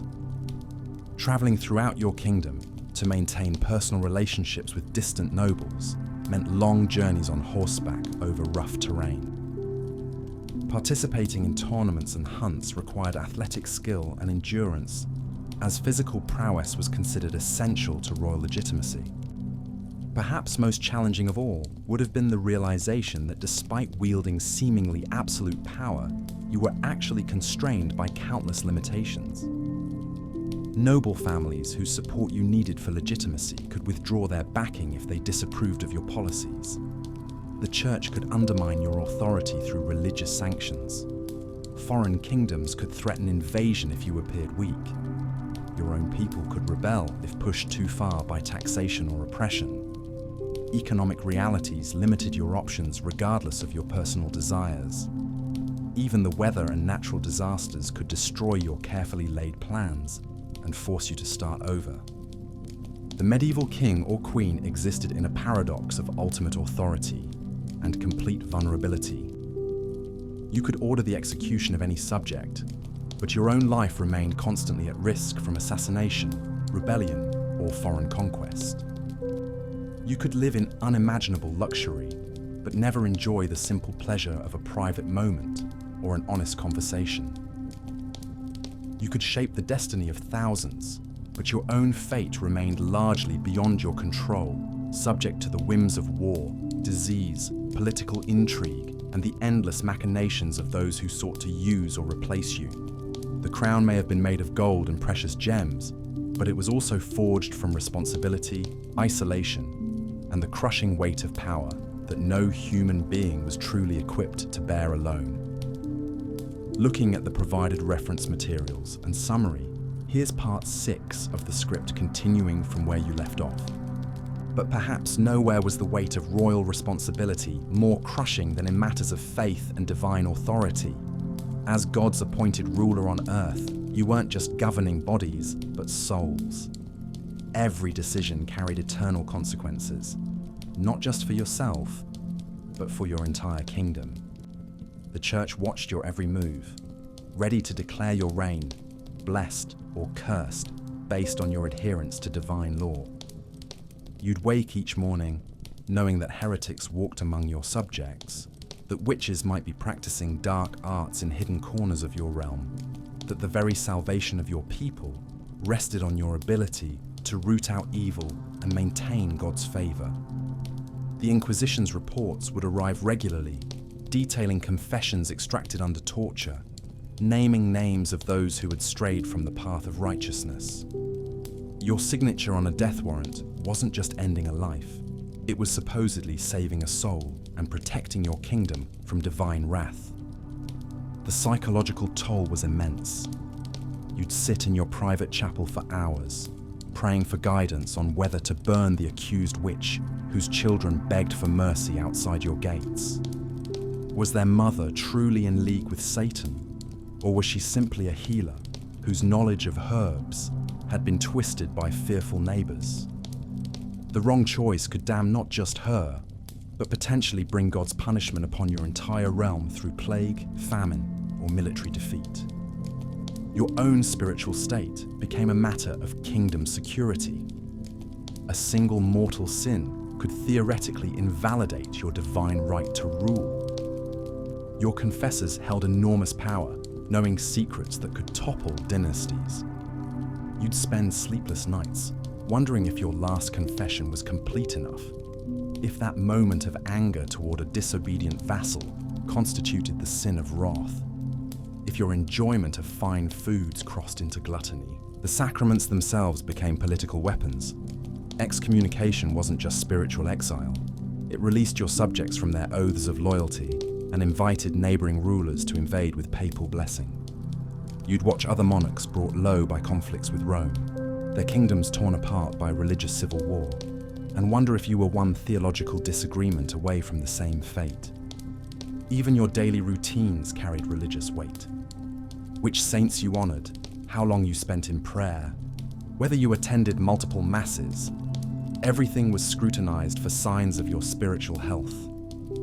Your court chaplains weren't just advisors, but monitors, reporting to bishops who reported to Rome. Privacy in matters of faith was impossible when your soul's condition was considered a matter of state security. The burden extended to your family. Your children's religious education wasn't just about their salvation, but about the future of the dynasty. A heretical heir could invalidate the entire royal line. You'd agonize over their tutors, their reading materials, their companions, knowing that a single corrupting influence could destroy everything your ancestors had built. And then there were the Crusades, holy wars that demanded you choose between your kingdom's resources and your eternal soul. Refusing the Pope's call to reclaim the Holy Land marked you as spiritually deficient, but answering it meant bleeding your treasury dry and leaving your realm vulnerable to enemies. You'd send your finest knights to die in distant deserts, wondering if their sacrifice truly served God or merely papal ambition. The relics in your treasury weren't just treasures, but talismans of divine protection. Losing a fragment of the true cross or a saint's bone to enemy raiders wasn't just a material loss, but a spiritual catastrophe that could shake your subjects' faith in your divine mandate. You'd spend fortunes acquiring holy artifacts, never certain if they were genuine or clever forgeries sold by unscrupulous merchants. Perhaps most crushing was the knowledge that despite all your power, you remained utterly dependent on forces beyond your control. A solar eclipse could be interpreted as God's displeasure with your rule. A comet might signal divine judgment. Even your dreams were subject to interpretation by court astrologers and theologians, searching for heavenly messages about your fitness to rule. The weight of representing God on earth, while knowing yourself to be fallible and human, created a psychological prison from which there was no escape. You were simultaneously the most powerful person in your realm and the most spiritually vulnerable, responsible, not just for governing wisely, but for maintaining the cosmic order itself. Every decision echoed through eternity. Every mistake threatened not just political consequences, but the very salvation of your soul and the souls of all those under your care. This divine burden, perhaps more than any earthly concern, made medieval kingship a crown of thorns rather than gold, a position where ultimate earthly power came wrapped in ultimate spiritual responsibility, creating a paradox of authority that could crush even the strongest will under its overwhelming weight. Part 7. The deadly reality of medieval justice and law. So far, we've explored the harsh realities of daily existence for those who found themselves thrust into medieval royalty. The opulent feasts, the crushing political pressures, the constant threat of disease and assassination. All of these formed the backdrop against which a ruler had to navigate one of their most feared responsibilities: dispensing justice. Imagine waking up as a medieval king or queen to discover that your very survival depends not just on keeping your nobles happy or your enemies at bay, but on making life and death decisions that could determine whether hundreds of people live or die. The medieval justice system was a brutal, unforgiving machine, and as ruler, you were its ultimate operator. Picture yourself sitting in your great hall, the morning light filtering through stained glass windows, as your advisors present you with the day's cases. Before you stands a trembling peasant accused of stealing a loaf of bread to feed his starving family. Under medieval law, theft was punishable by death, specifically by hanging. The man's wife and children kneel before your throne, their faces gaunt with hunger, pleading for mercy. Their tears echo off the stone walls as you realize that with a single word, you will either condemn this family to watch their father die or risk appearing weak by showing leniency. This was not an uncommon scenario. Medieval justice operated on principles that would horrify modern sensibilities. The concept of proportional punishment barely existed. Minor crimes often carried sentences of mutilation, imprisonment in horrific conditions, or death. As a medieval ruler, you inherited a legal system built on the foundation that harsh, visible punishment would deter others from committing crimes. The theory was simple: make the consequences so terrible that no one would dare break the law. But the reality was far more complex. You quickly discover that the medieval court system was riddled with corruption, influenced by political pressures, and often served the interests of the powerful rather than true justice. Nobles could literally buy their way out of serious crimes, while peasants faced execution for offences that today might result in a fine or community service. Consider the case of trial by ordeal, one of the most terrifying aspects of medieval justice that you, as ruler, would be expected to oversee. When evidence was lacking or testimony conflicted, the accused might be subjected to trial by fire, water, or combat. In trial by fire, the accused would be forced to carry a red-hot iron bar for a specific distance, then have their hands bandaged. If the wounds healed cleanly after 3 days, they were deemed innocent. God had protected them. If the wounds festered, they were guilty and faced execution. Trial by water involved binding the accused and throwing them into a body of water. If they floated, they were guilty. The pure water had rejected their sinful body. If they sank and drowned, they were innocent, but dead.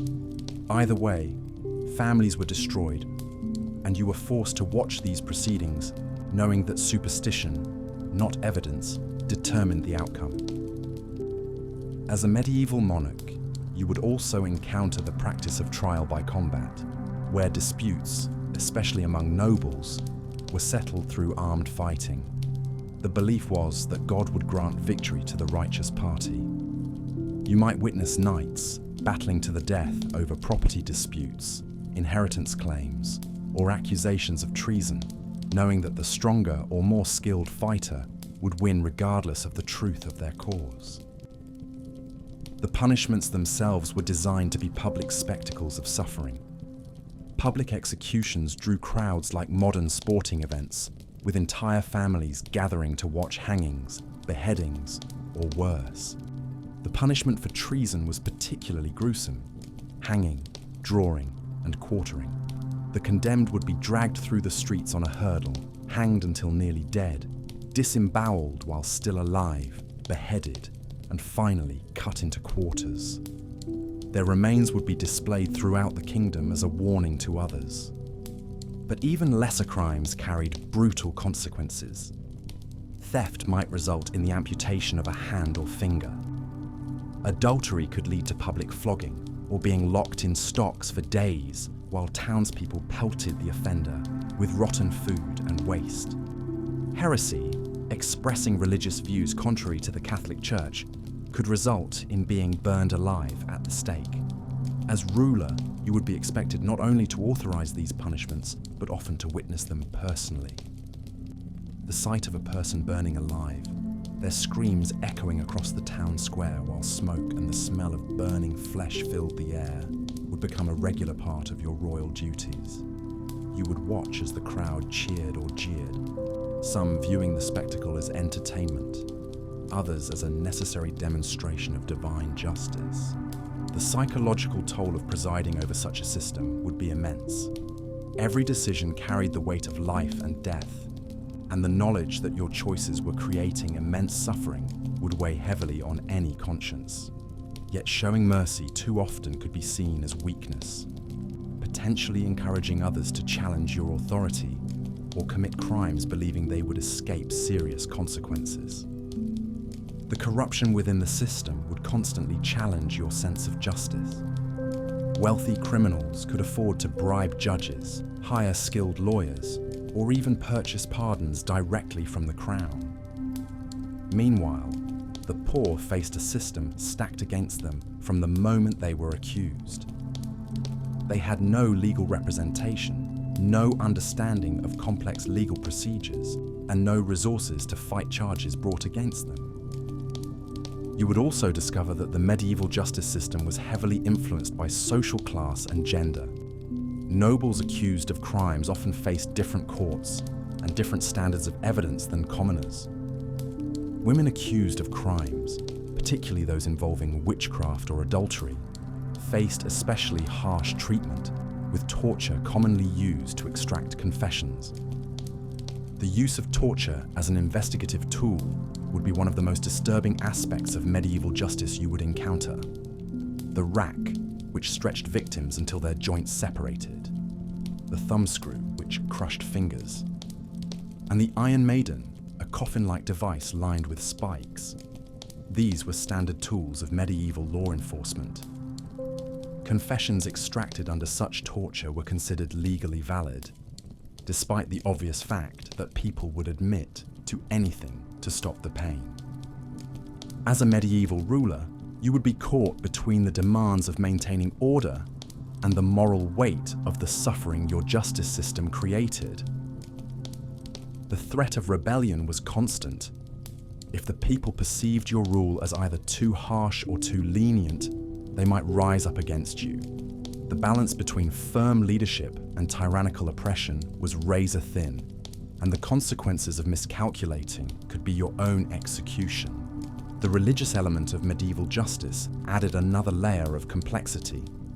The church held its own courts with jurisdiction over clergy and certain types of crimes, creating a parallel legal system that sometimes conflicted with royal justice.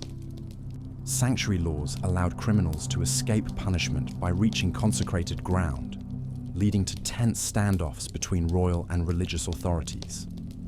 You might find yourself in the position of besieging a church to capture a criminal who had claimed sanctuary, knowing that violating religious law could result in excommunication, a fate that could turn your subjects against you and threaten your very legitimacy as a ruler. The economic aspects of medieval justice were equally troubling. Fines and confiscated property from convicted criminals became sources of royal revenue, creating a perverse incentive to find people guilty, regardless of the evidence. The Crown's financial needs could directly influence legal proceedings, turning the justice system into a form of taxation through punishment. Perhaps most disturbing of all was the treatment of those accused of witchcraft or heresy. As a medieval ruler, you would be expected to cooperate with church authorities in rooting out these supposed threats to Christian society. The torture and execution of individuals, primarily women, accused of consorting with demons or practicing forbidden magic would become a regular feature of your reign. The fact that these charges were often based on superstition, jealousy, or political motivations rather than any real evidence would not protect the accused from horrific deaths. The impact of this justice system extended far beyond the courtroom. Families lived in constant fear that a false accusation, a moment of desperation, or simply being in the wrong place at the wrong time could result in torture and death. The arbitrary nature of medieval justice meant that survival often depended more on luck, social connections, and wealth than on actual innocence or guilt. Yet for all its brutality and injustice, the medieval legal system also represented humanity's attempt to create order from chaos. The concept of written law, the idea that even rulers should be bound by legal principles, and the notion that disputes should be settled through established procedures rather than pure violence. These were important steps in the development of civilization, even if their implementation was deeply flawed. As a medieval monarch, you would be forced to grapple with these contradictions daily. Every morning might bring new cases requiring your judgment, each one a reminder of the terrible power you wielded and the devastating consequences of your decisions. The weight of knowing that your words could end lives, destroy families, and perpetuate cycles of violence and suffering would be a constant burden. The isolation of medieval rulership would be particularly acute when it came to matters of justice. You could not show doubt or hesitation without appearing weak, yet the certainty required by your position might conflict with your private doubts about the guilt of the accused or the appropriateness of the punishment. The burden of absolute power in matters of life and death would be yours alone to bear. In the quiet moments between public duties, when the screams from the dungeons below reached your chambers, or when the smoke from execution pyres drifted through your windows, you would be confronted with the true cost of medieval justice. The knowledge that your reign was built upon a foundation of suffering, that your authority was maintained through fear and brutality, would shape every aspect of your existence as a medieval ruler. This system of justice, with all its cruelty and corruption, was not an aberration or a deviation from medieval civilization. It was an integral part of it. Understanding this brutal reality helps us appreciate both how far human society has progressed and how fragile our modern concepts of justice and human rights truly are. For the medieval ruler, dispensing justice was not just a duty, but a daily confrontation with the darkest aspects of human nature and the terrible responsibilities that come with absolute power. In medieval Scotland, the quest for food was as treacherous as any battlefield. As we continue our exploration into this harsh world, we turn our attention to a particularly grim reality that plagued even the most basic sustenance: the widespread contamination and adulteration of food and drink. Picture yourself in the bustling marketplace of a medieval Scottish burg, the air thick with the mingled scents of unwashed bodies, animal waste, and the acrid smoke from countless hearth fires. Here, among the wooden stalls and muddy pathways, merchants hawked their wares with the desperation of those who knew that survival depended on every transaction. But beneath the veneer of commerce lay a darker truth. Much of what was sold as food was neither pure nor safe.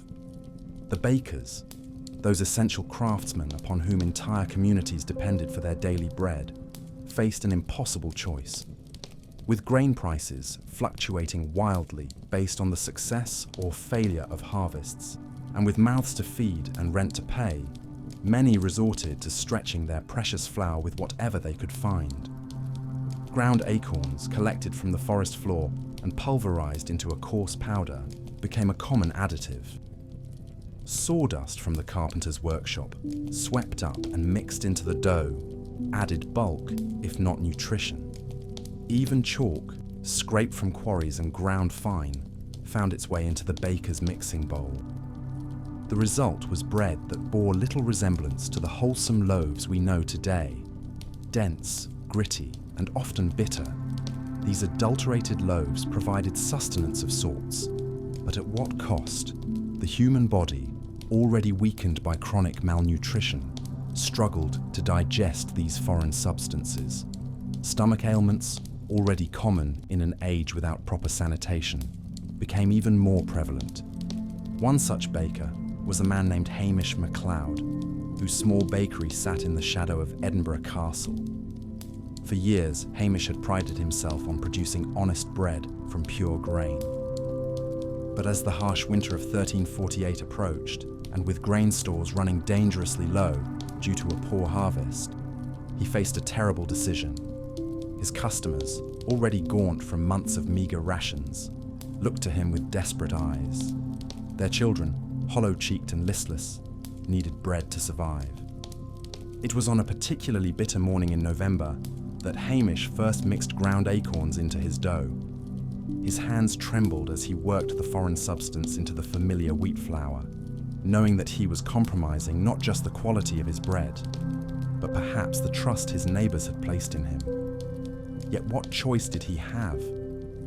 To maintain his standards would mean having no bread to sell at all, and in turn, no income to keep his own family fed. The bread that emerged from his ovens that day was darker than usual, with a texture that spoke of its adulteration. But his customers, driven by hunger that gnawed at their very souls, purchased it without complaint. Some may have noticed the change, but in a world where any bread was better than no bread, questions were rarely asked. The alewives faced similar moral quandaries. These women, often widows or those whose husbands had fallen in battle or to disease, operated the small brewing establishments that provided the communities with their primary beverage. In an age when water was often contaminated and dangerous to drink, weak ale served as the primary source of hydration for people of all ages, from infants to the elderly. But the production of ale required grain, and grain was expensive. As costs rose and profits dwindled, many alewives found themselves forced to water down their brews. What should have been a hearty, nourishing beverage became little more than flavoured water, providing neither the calories nor the mild alcohol content that made ale so valuable as a food source. Consider the plight of Morag Campbell, an alewife in the Highland village of Inverarray. Her husband had died fighting alongside Robert the Bruce at Bannockburn, leaving her with 3 young children and a small brewing operation that barely sustained them. As the price of barley soared, following a series of raids by rival clans, Morag found herself faced with an impossible choice: either raise her prices beyond what her impoverished neighbours could afford, or find ways to make her limited supplies stretch further. She chose the latter, gradually increasing the amount of water she added to each batch. At first, the dilution was barely noticeable. But as desperation grew, so did the proportion of water to ale. Her customers, many of whom had known her husband and trusted her family, began to notice the change. The ale, that had once provided a brief respite from their daily hardships, now offered little comfort, thin and sour, lacking the body and warmth they craved. The shame Morag felt was almost unbearable. Each morning as she prepared her brews, she remembered her husband's pride in their small business, his belief that honest work and fair dealing would see them through any hardship. Now, she felt as though she was betraying not just her customers, but his memory as well. Yet when she looked at her children, their faces pinched with hunger, she forced herself to continue. The authorities, such as they were in medieval Scotland, did attempt to regulate food quality through various laws and ordinances.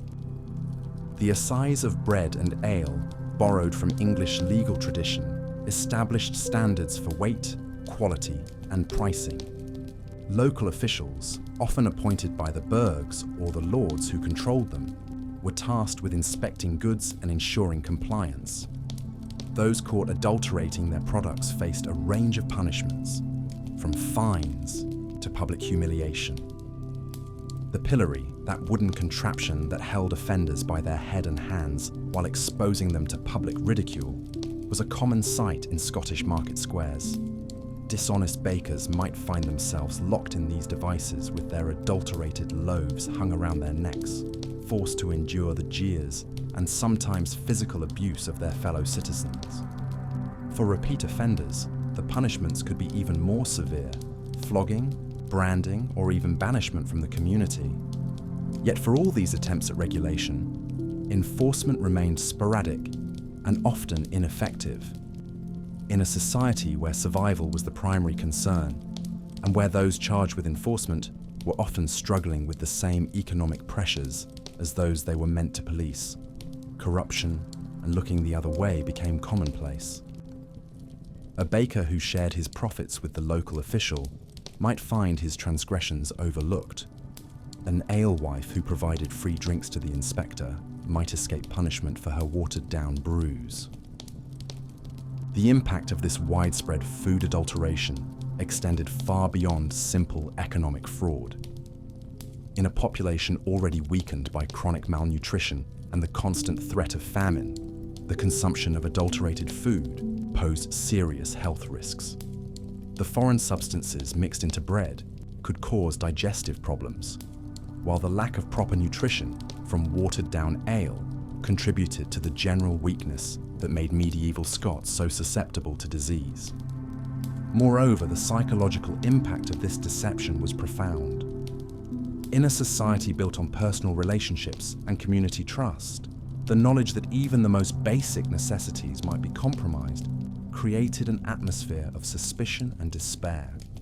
People could not even trust their daily bread, literally and figuratively.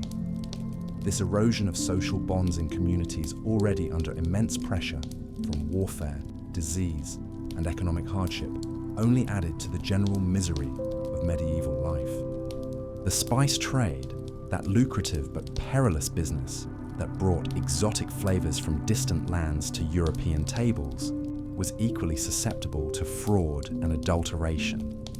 The precious substances that made the difference between a nobleman's feast and a peasant's gruel were often mixed with cheaper alternatives or contaminated during their long journey from the east. Pepper, worth its weight in silver, might be mixed with ground mustard seed or even small stones to increase its weight. Saffron, more valuable than gold, was frequently adulterated with turmeric or other yellow substances that could mimic its color, if not its distinctive flavor.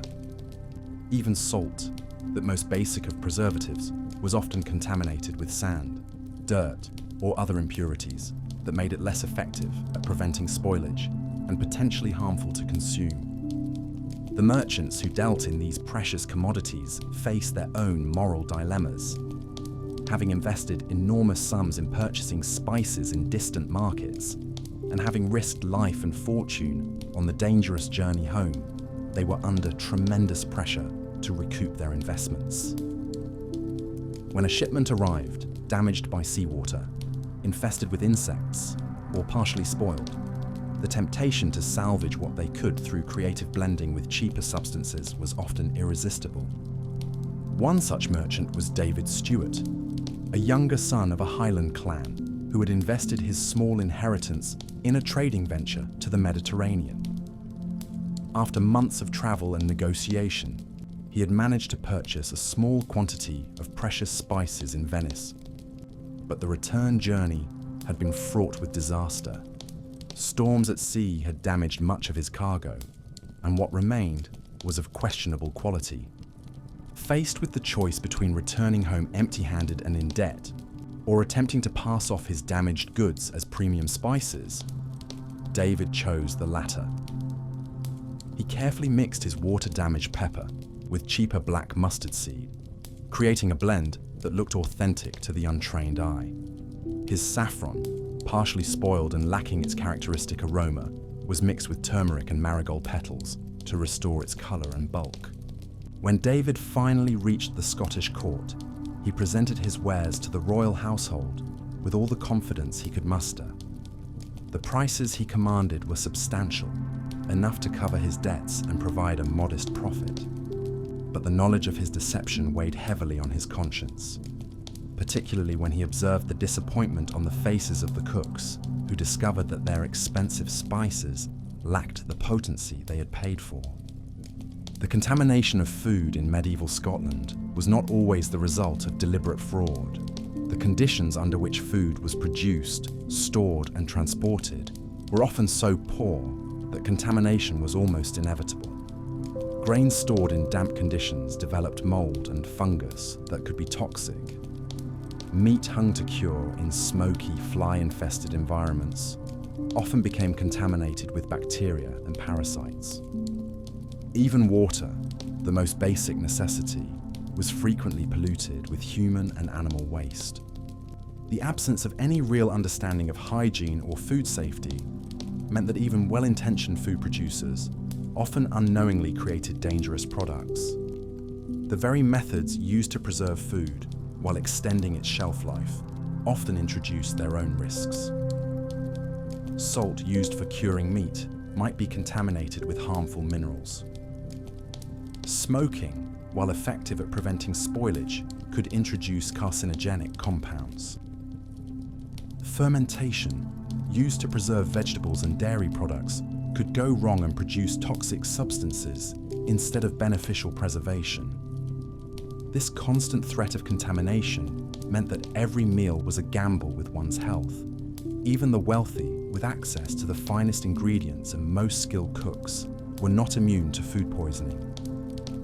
The death of King John of England in 1216, attributed by some chroniclers to eating contaminated peaches, serves as a reminder that in an age before refrigeration and food safety regulations, no one was truly safe from the dangers of spoiled food. For the common people of medieval Scotland, the situation was far worse.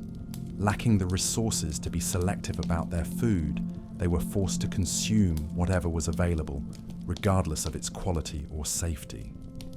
Mouldy bread, rancid meat, and sour ale were often the only options available, and the choice was between eating contaminated food or starving.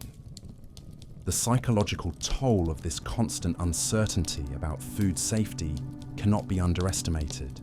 In a world already filled with dangers and uncertainties, the knowledge that even the most basic act of eating carried risks added another layer of stress to daily life. Parents watched their children consume food they suspected might be harmful, but had no alternative to offer. The elderly and infirm, already weakened by age and illness, were particularly vulnerable to the effects of contaminated food.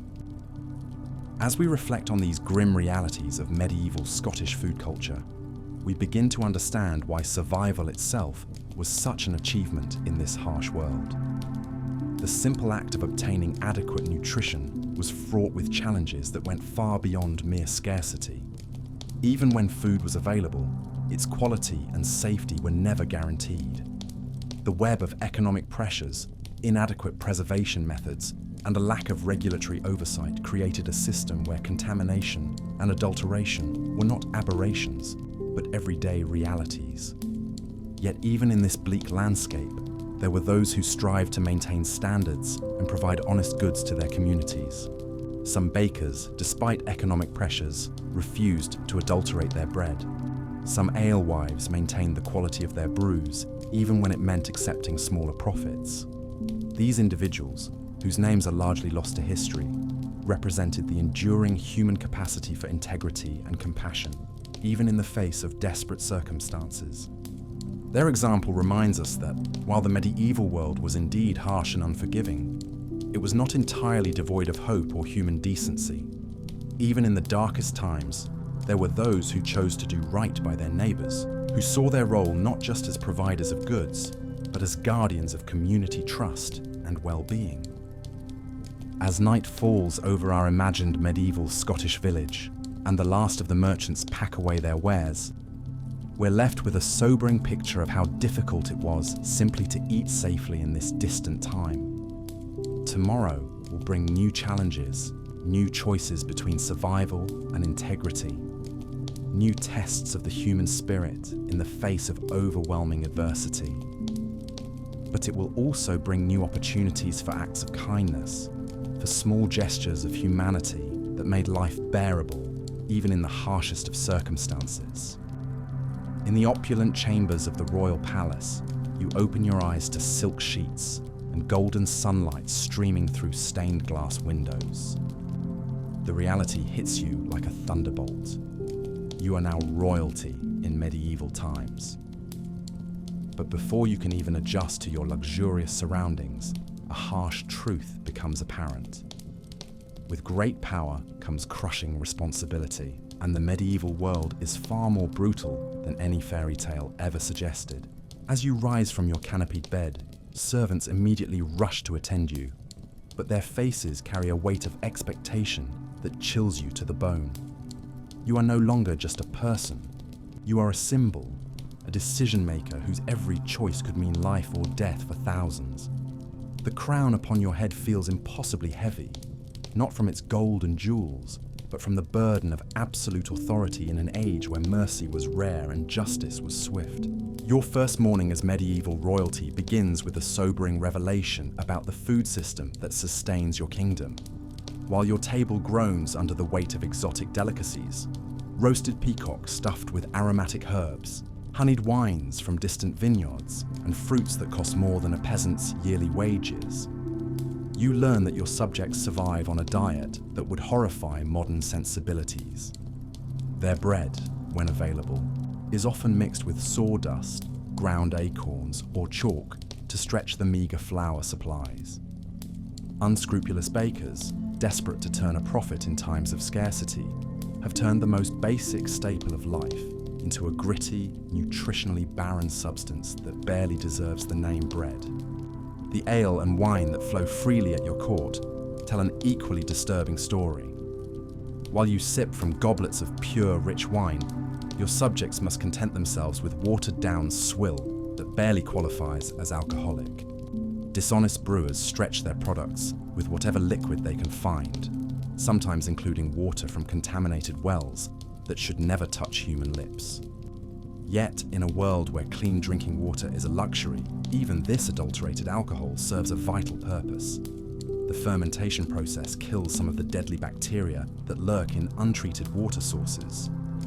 As you survey your kingdom from the castle battlements, the scope of food inequality becomes starkly apparent. The countryside stretches before you, dotted with the humble dwellings of peasants who work from sunrise to sunset, just to fill their bellies with the most basic sustenance. Their diet consists primarily of pottage, a thin, watery gruel made from whatever grains, vegetables, or scraps they can gather. On fortunate days, this might be supplemented with a morsel of salted pork or dried fish, but meat is such a rarity that it's reserved for the most special occasions, or when an animal becomes too old or sick to serve any other purpose. The seasonal nature of food in your medieval kingdom presents another harsh reality. While your royal kitchens maintain stores of preserved delicacies year-round, your subjects live at the mercy of the agricultural calendar. Spring brings tender greens like nettles and dandelions, desperately forage to combat the malnutrition of winter. Summer offers a brief abundance of small, hard fruits, and whatever vegetables can be coaxed from the thin soil. Autumn brings the harvest season, a time of back-breaking labor that determines whether families will survive the coming winter. But winter itself is the cruelest season, when the poorest of your subjects huddle in their drafty hovels, carefully rationing what little food remains from the harvest, while praying they can survive until spring returns. The religious calendar adds another layer of complexity to the already challenging food situation. As a Christian ruler, you must enforce the Church's strict fasting requirements, which mandate that your subjects abstain from meat and dairy products during Lent and on designated fast days throughout the year. For the wealthy, this is merely an inconvenience. They can afford to import exotic fish, nuts, and other alternatives. But for peasant families already surviving on the edge of starvation, these religious restrictions can push them past the breaking point. The irony is not lost on you that the Church, which preaches charity and compassion, often hoards vast stores of food in its monasteries, while demanding that the hungry faithful give up what little sustenance they have for the sake of their souls. The unsanitary conditions of medieval food production would shock anyone accustomed to modern standards.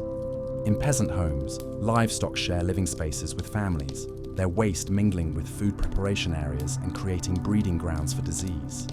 Even in your royal kitchens, the lack of refrigeration and proper food safety knowledge means that contamination is a constant threat. The story of King John of England serves as a sobering reminder that even royalty is not immune to foodborne illness. The king died in 1216 after consuming spoiled peaches, his body racked with dysentery that no amount of royal privilege could cure. The spice trade that brings exotic flavors to your royal table represents another stark divide between ruler and subject. The cinnamon, pepper, cloves, and nutmeg that season your elaborate feasts are worth their weight in gold. Literally, a pound of nutmeg in the 11th century cost as much as 7 fattened oxen, making these aromatic treasures completely inaccessible to common people. While you dine on foods flavored with spices from the far corners of the earth, your subjects must make do with local herbs like garlic, mustard, and vinegar to add any flavor at all to their bland fare. The preservation methods available in your medieval kingdom are primitive by modern standards, but they represent the difference between life and death for your subjects. Salting, smoking, drying, and fermentation are the primary techniques used to extend the life of perishable foods. However, these methods often compromise both taste and nutrition. Heavily salted meats become tough and unpalatable, while the salt itself is often contaminated with impurities that can cause illness. Smoked and dried foods develop a leather-like consistency that makes them difficult to chew and digest. Even the pickling and fermentation processes, while effective at preservation, result in foods that bear little resemblance to their fresh counterparts.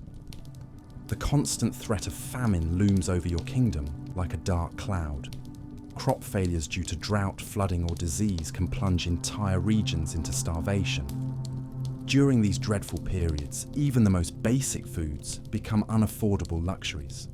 Desperate peasants resort to eating bark, grass, and other inedible substances just to fill their stomachs. In the most extreme cases, reports reach your court of people driven to cannibalism, consuming the flesh of the dead rather than face their own starvation.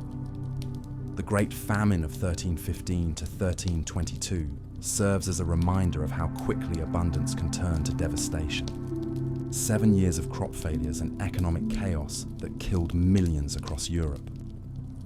Your royal feast provides a stark contrast to the suffering of your subjects. The Great Hall fills with the aroma of roasted meats, exotic spices, and fine wines as nobles gather to display their wealth and status. Whole roasted swans and peacocks, their feathers carefully reattached for presentation, serve as centerpieces for elaborate displays of culinary artistry. Sugar sculptures, more valuable than gold, are crafted into fantastic shapes and designs that exist purely for aesthetic pleasure. Each course of your feast could feed a peasant family for months, yet it represents just one evening's entertainment for the nobility. But even these lavish displays of wealth come with hidden dangers. The rich, heavily spiced foods can cause digestive distress for those unaccustomed to such fare. Food poisoning remains a constant threat, as even the finest ingredients can spoil without proper refrigeration. The sheer excess of these feasts often leads to overconsumption, leaving nobles groaning with discomfort as they struggle to digest the massive quantities of rich food they've consumed. The social implications of food in your medieval kingdom extend far beyond mere sustenance. Food serves as a marker of social status, with the quality and variety of one's diet clearly indicating their place in the rigid hierarchy of medieval society. The whitest, finest bread made from pure wheat flour is reserved for the nobility, while the greyish-brown loaves of the peasantry are derided as black bread. In some regions, laws actually prohibit commoners from consuming white bread, making dietary restrictions a matter of legal enforcement rather than economic necessity. The role of women in medieval food culture cannot be overlooked, as they bear the primary responsibility for feeding their families despite having little control over food production or distribution. Peasant women must somehow create nourishing meals from whatever meager ingredients are available, while also preserving food for the lean winter months. Their knowledge of herbs, foraging, and food preparation techniques represents a crucial survival skill that is passed down through generations. Yet these same women face accusations of witchcraft if their culinary knowledge seems too advanced, or if their preserved foods keep better than their neighbours. The Church's influence on food culture extends beyond simple fasting requirements to encompass broader questions of morality and social control. Gluttony is condemned as a deadly sin, yet this condemnation falls most heavily on the poor, who are expected to accept their meager rations with gratitude while watching the wealthy feast without restraint. The Church's vast land holdings and food stores give it tremendous power over the distribution of resources. Yet this power is often used to maintain the existing social order rather than to alleviate suffering. Trade networks bring exotic foods to your royal table, but they also highlight the vast inequalities that define medieval society. Merchants risk their lives traversing dangerous trade routes to bring spices, wines, and other luxury foods to European markets. yet the profits from these ventures flow primarily to the wealthy. The common people who produce the raw materials for these trades, the farmers who grow the grains, the workers who harvest the salt, the artisans who craft the containers for transport, see little benefit from the international commerce that their labor makes possible. The medical understanding of food and nutrition in your medieval kingdom is primitive and often counterproductive. The prevailing belief in the four humours, blood, phlegm, yellow bile and black bile, leads to dietary recommendations that have little basis in actual nutritional science. Foods are categorized as hot or cold, wet or dry, with elaborate rules governing which combinations are appropriate for different types of people. These misconceptions often result in diets that exacerbate rather than alleviate health problems, particularly among the poor who can afford few alternatives to the foods deemed appropriate for their constitution. The environmental impact of medieval food production methods creates additional challenges for your kingdom. Without crop rotation or soil management techniques, fields quickly become depleted and yields decline over time. Deforestation for agricultural expansion and fuel needs reduces the available land for hunting and foraging, traditional sources of supplemental nutrition for the poor. Climate fluctuations, which modern science understands as part of the Little Ice Age, create unpredictable growing conditions that make food security even more precarious. As you contemplate the complex web of factors that determine who eats well and who goes hungry in your medieval kingdom, the weight of your royal responsibility becomes ever more apparent. Every decision you make, from tax policies to trade agreements, from military campaigns to religious observances, has direct consequences for the food security of your subjects. The power to grant or withhold access to adequate nutrition is perhaps the most fundamental aspect of royal authority and the most morally challenging aspect of medieval rule. The harsh reality of food in medieval times serves as a constant reminder that survival itself was a privilege not afforded to all. While you may enjoy the finest delicacies and most exotic spices, the vast majority of your subjects live with the daily uncertainty of whether they will have enough to eat. This fundamental inequality shapes every aspect of medieval society, from social relationships to political structures, from religious practices to economic systems. Understanding the role of food in medieval life provides crucial insight into the challenges and complexities of ruling in an age where hunger was a constant companion and abundance was a rare and precious gift. Looking at your script summary and the reference materials, I'll continue the narrative from where you left off, focusing on the deeper psychological and social impacts of medieval royal life, while maintaining the engaging, contemplative tone established in the previous parts. But perhaps the greatest burden of medieval royalty was not the physical dangers or political machinations, but something far more insidious: the complete erosion of authentic human connection. Imagine never knowing if someone genuinely cared for you as a person, or merely sought to curry favor with your crown. Every smile could mask ambition. Every kind word might conceal manipulation. Every friendship carried the weight of ulterior motives. This psychological isolation was particularly devastating for royal children, who grew up in a world where their every action was scrutinized, their every word analyzed for political implications.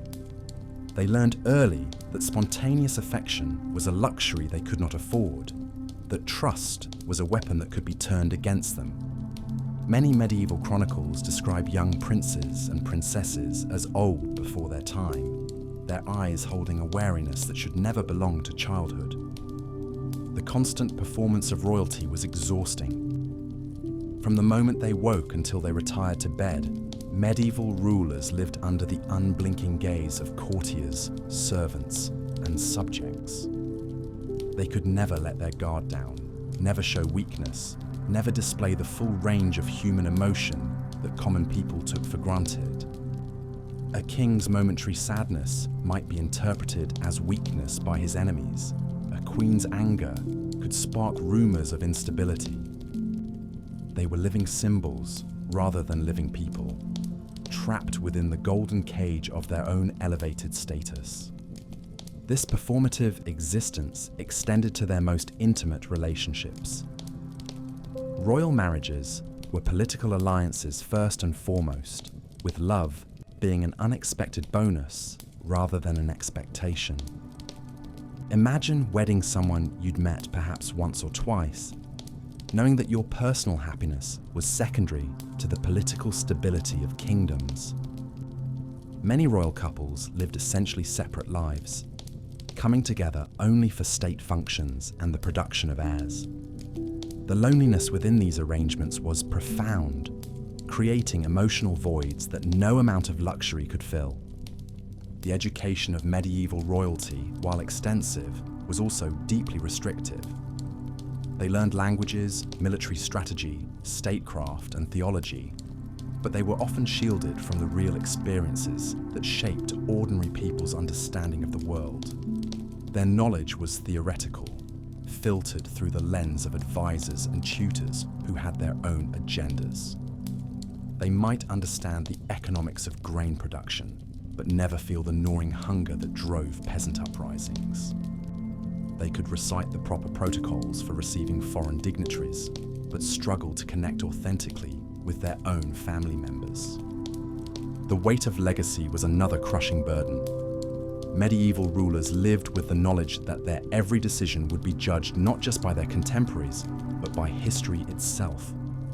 They were acutely aware that their choices could elevate or destroy their dynasty, that their failures might condemn future generations to civil war or foreign conquest.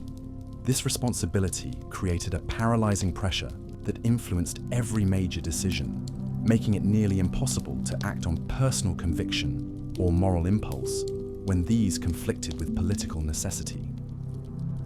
Sleep, that most basic human need, was often elusive for medieval royalty. Their minds raced with the complexities of governance, the threats lurking in shadows, the impossible choices that awaited them with each dawn. Many historical accounts describe rulers lying awake through the night, tormented by decisions that had no clear right answer, haunted by the faces of those who had suffered from their choices. The luxury of their beds meant little when their thoughts provided no rest. The irony was that while common people dreamed of royal luxury, many rulers secretly envied the simplicity of ordinary life.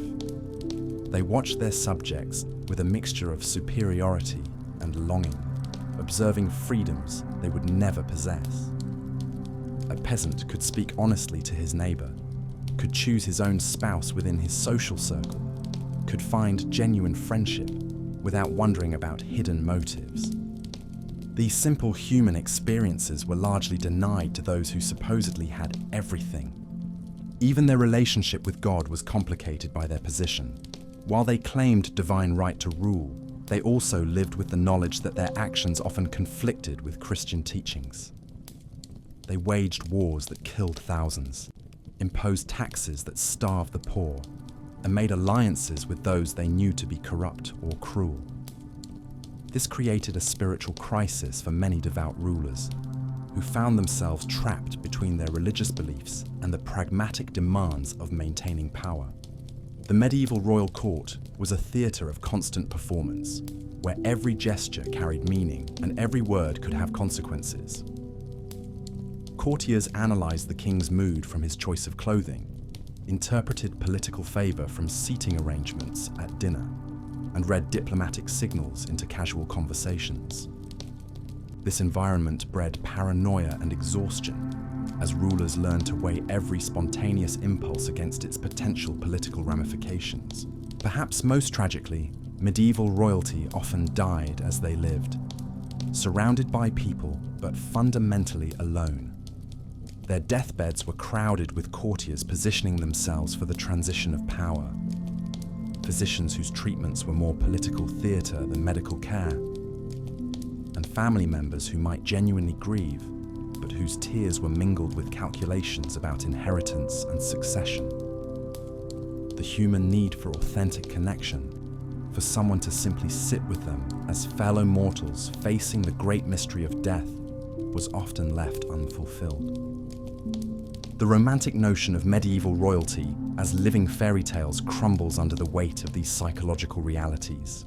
Yes, they had material comfort beyond the dreams of their subjects, but they paid for it with their humanity, their authenticity, their ability to form genuine relationships, and their peace of mind. They were prisoners of their own privilege, trapped in golden cages that grew smaller with each passing year. Each political crisis, each necessary compromise with their own moral convictions. As we reflect on this strange twist of fate, waking up as royalty in medieval times, we must acknowledge that it would be less a dream come true than a beautiful nightmare. The external trappings of power and luxury would quickly reveal themselves as elaborate disguises for a life of profound isolation, constant danger, and crushing responsibility. The crown that seemed so glorious from a distance would feel impossibly heavy when placed upon your own head, weighted not just with gold and jewels, but with the expectations, fears, and desperate needs of an entire kingdom.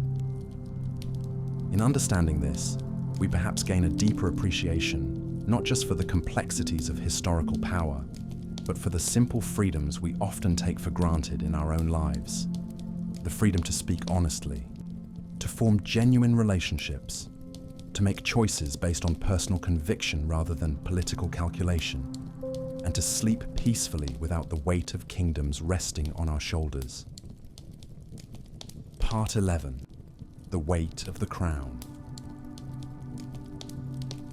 Now that we've explored the daily struggles of survival, the brutal realities of medieval justice, and the constant threat of war and disease, we must confront perhaps the heaviest burden of all, the psychological toll of absolute power itself. You see, waking up as royalty in medieval times doesn't just mean inheriting wealth and privilege. It means inheriting a crown that weighs far more than gold and jewels ever could. The moment consciousness returns and you realize the magnitude of your position, a crushing realization sets in. Every decision you make will ripple through thousands of lives. Every word you speak could mean the difference between prosperity and famine for entire regions. The weight of these choices begins to press down on your chest like a stone slab, making each breath feel labored and deliberate. Consider the moral complexity of medieval leadership. A messenger arrives at dawn with news that bandits have been terrorizing a village on your border. Your advisors present you with options. Send troops to hunt them down, potentially starting a costly military campaign that could drain your treasury and leave other regions vulnerable. Or perhaps negotiate with the bandits, offering them amnesty in exchange for their service. But this might encourage other criminal groups to believe they too can extort concessions from the crown. Maybe you choose to relocate the villagers entirely, abandoning their ancestral homes but ensuring their immediate safety while potentially creating a refugee crisis elsewhere in your realm. There is no clear right answer, yet you must choose. And whatever you decide, people will die because of it. This is the terrible arithmetic of medieval kingship. Every choice involves trading one form of suffering for another, one group's welfare for another's, one risk for a different, potentially greater risk. The isolation becomes overwhelming. You quickly discover that genuine human connection is nearly impossible when you hold absolute power over everyone around you. Your childhood friends, if they're still alive, now bow and scrape before you, their easy laughter replaced by nervous deference. Your siblings view you with a mixture of fear, resentment, and calculation. After all, in medieval politics, family members are often the greatest threats to a ruler's life. Even your spouse, chosen for political alliance rather than affection, may be plotting your downfall while sharing your bed. You find yourself constantly analyzing every interaction, every smile, every word of advice. Is your chancellor genuinely concerned about the kingdom's welfare? or is he maneuvering to increase his own power?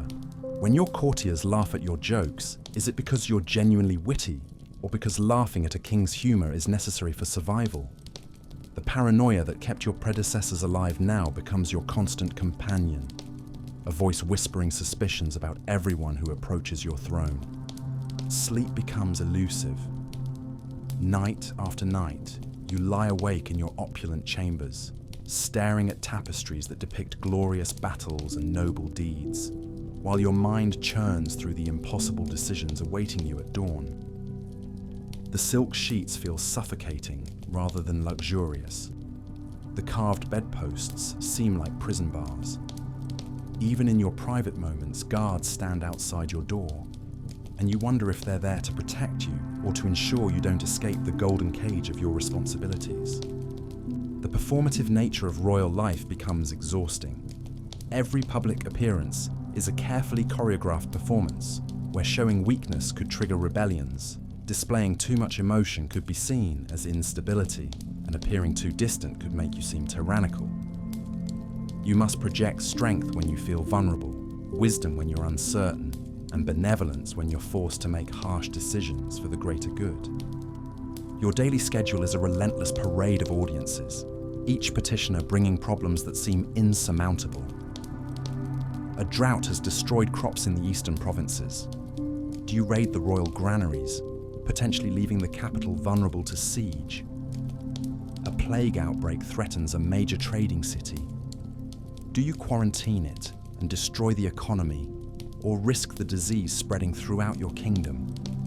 Noble families are feuding again, threatening civil war.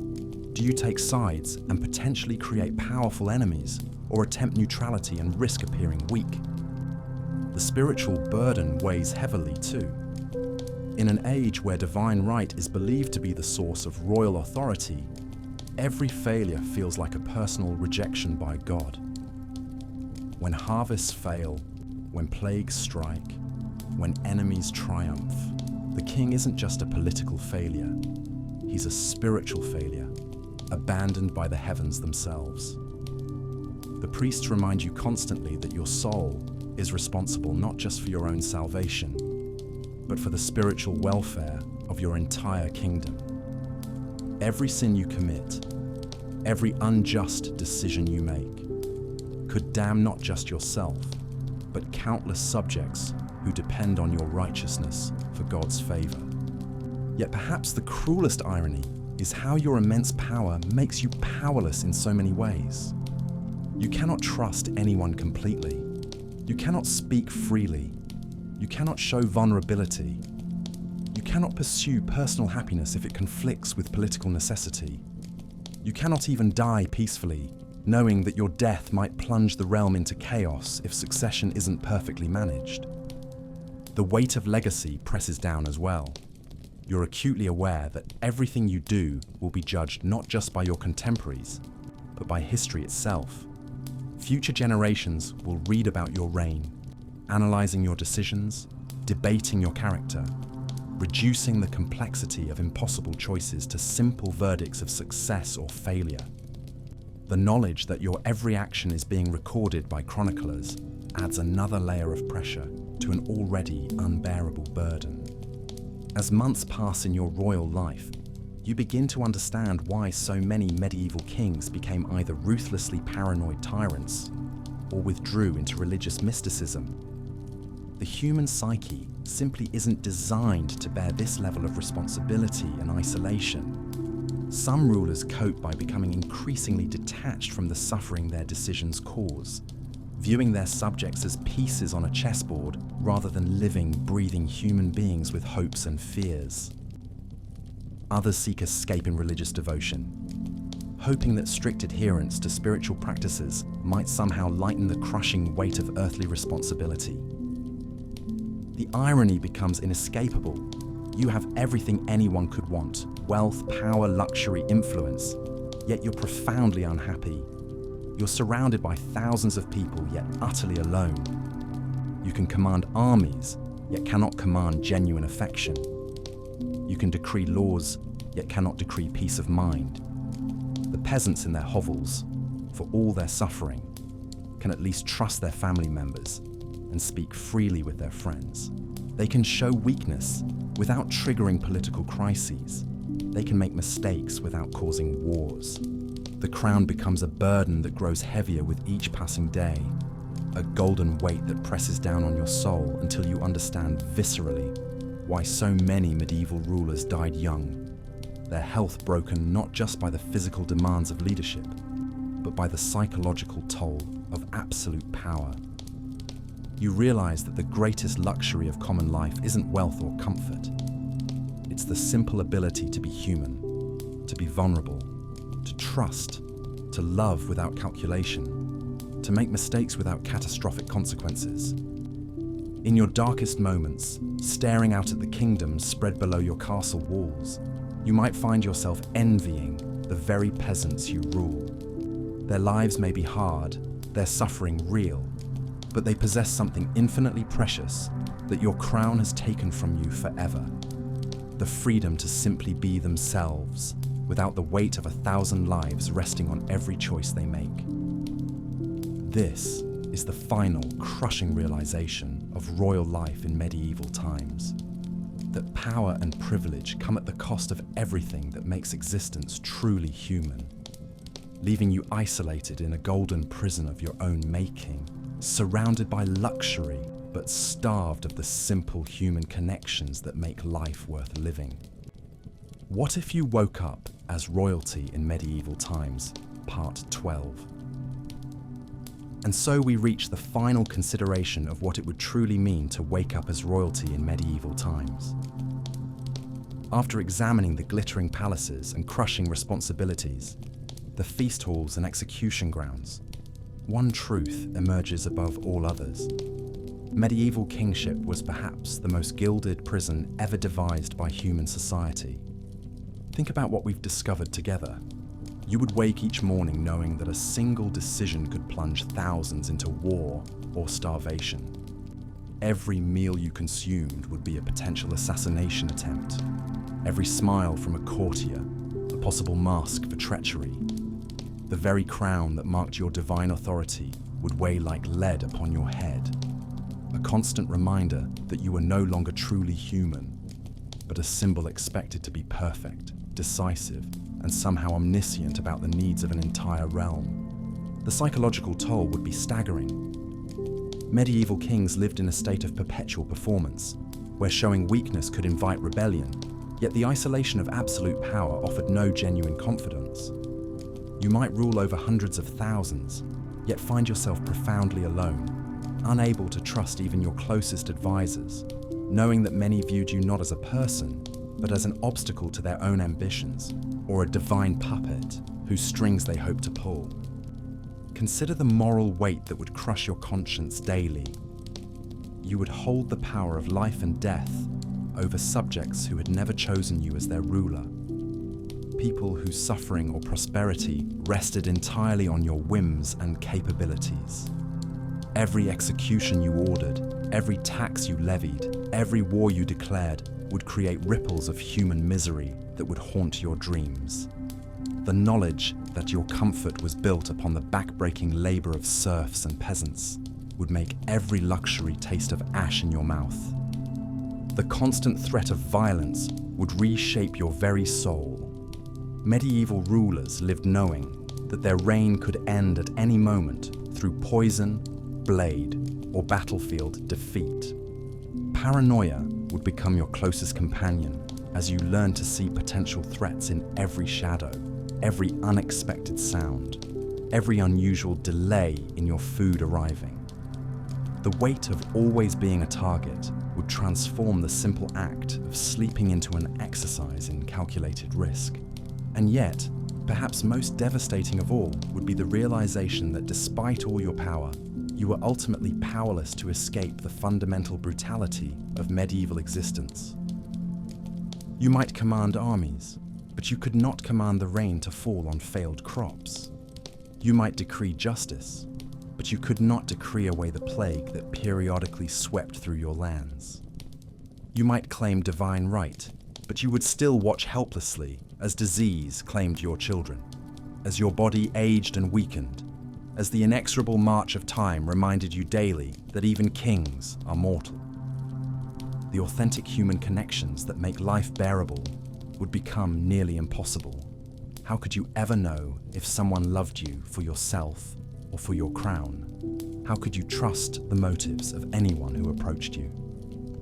The simple pleasures that sustain the human spirit, genuine friendship, honest conversation, the freedom to make mistakes without catastrophic consequences, would all be sacrificed on the altar of absolute power. Your very identity would slowly dissolve under the relentless pressure of royal expectations. The person you were before would fade away, replaced by the carefully constructed persona of kingship.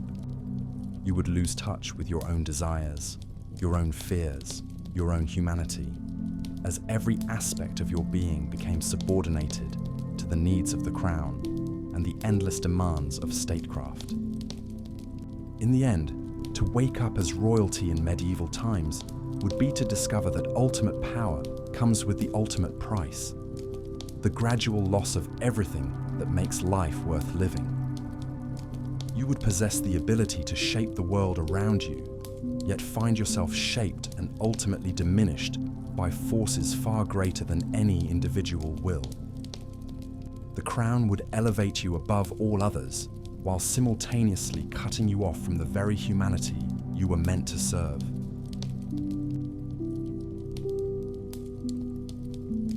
And now, the story gently comes to rest. Thank you for spending this quiet time with me here on the Sleepy History Channel. Together, we've wandered through echoes of the past, listening to stories that time nearly forgot. If this journey brought you a sense of calm, you're welcome to subscribe or leave a gentle like. It's a small signal that helps these whispered histories continue drifting through the night. If there's a story, a place, or a forgotten age you'd like to explore in the future, feel free to leave it in the comments below. I always enjoy reading where you're listening from, and your words often guide where our next journey begins. On your screen, you'll see another story waiting for you, a quiet path chosen for this moment. If it calls to you, allow yourself to drift into another passage of time. Until we wander together again, rest well, dream softly, and remember, even the past deserves to sleep. Good night.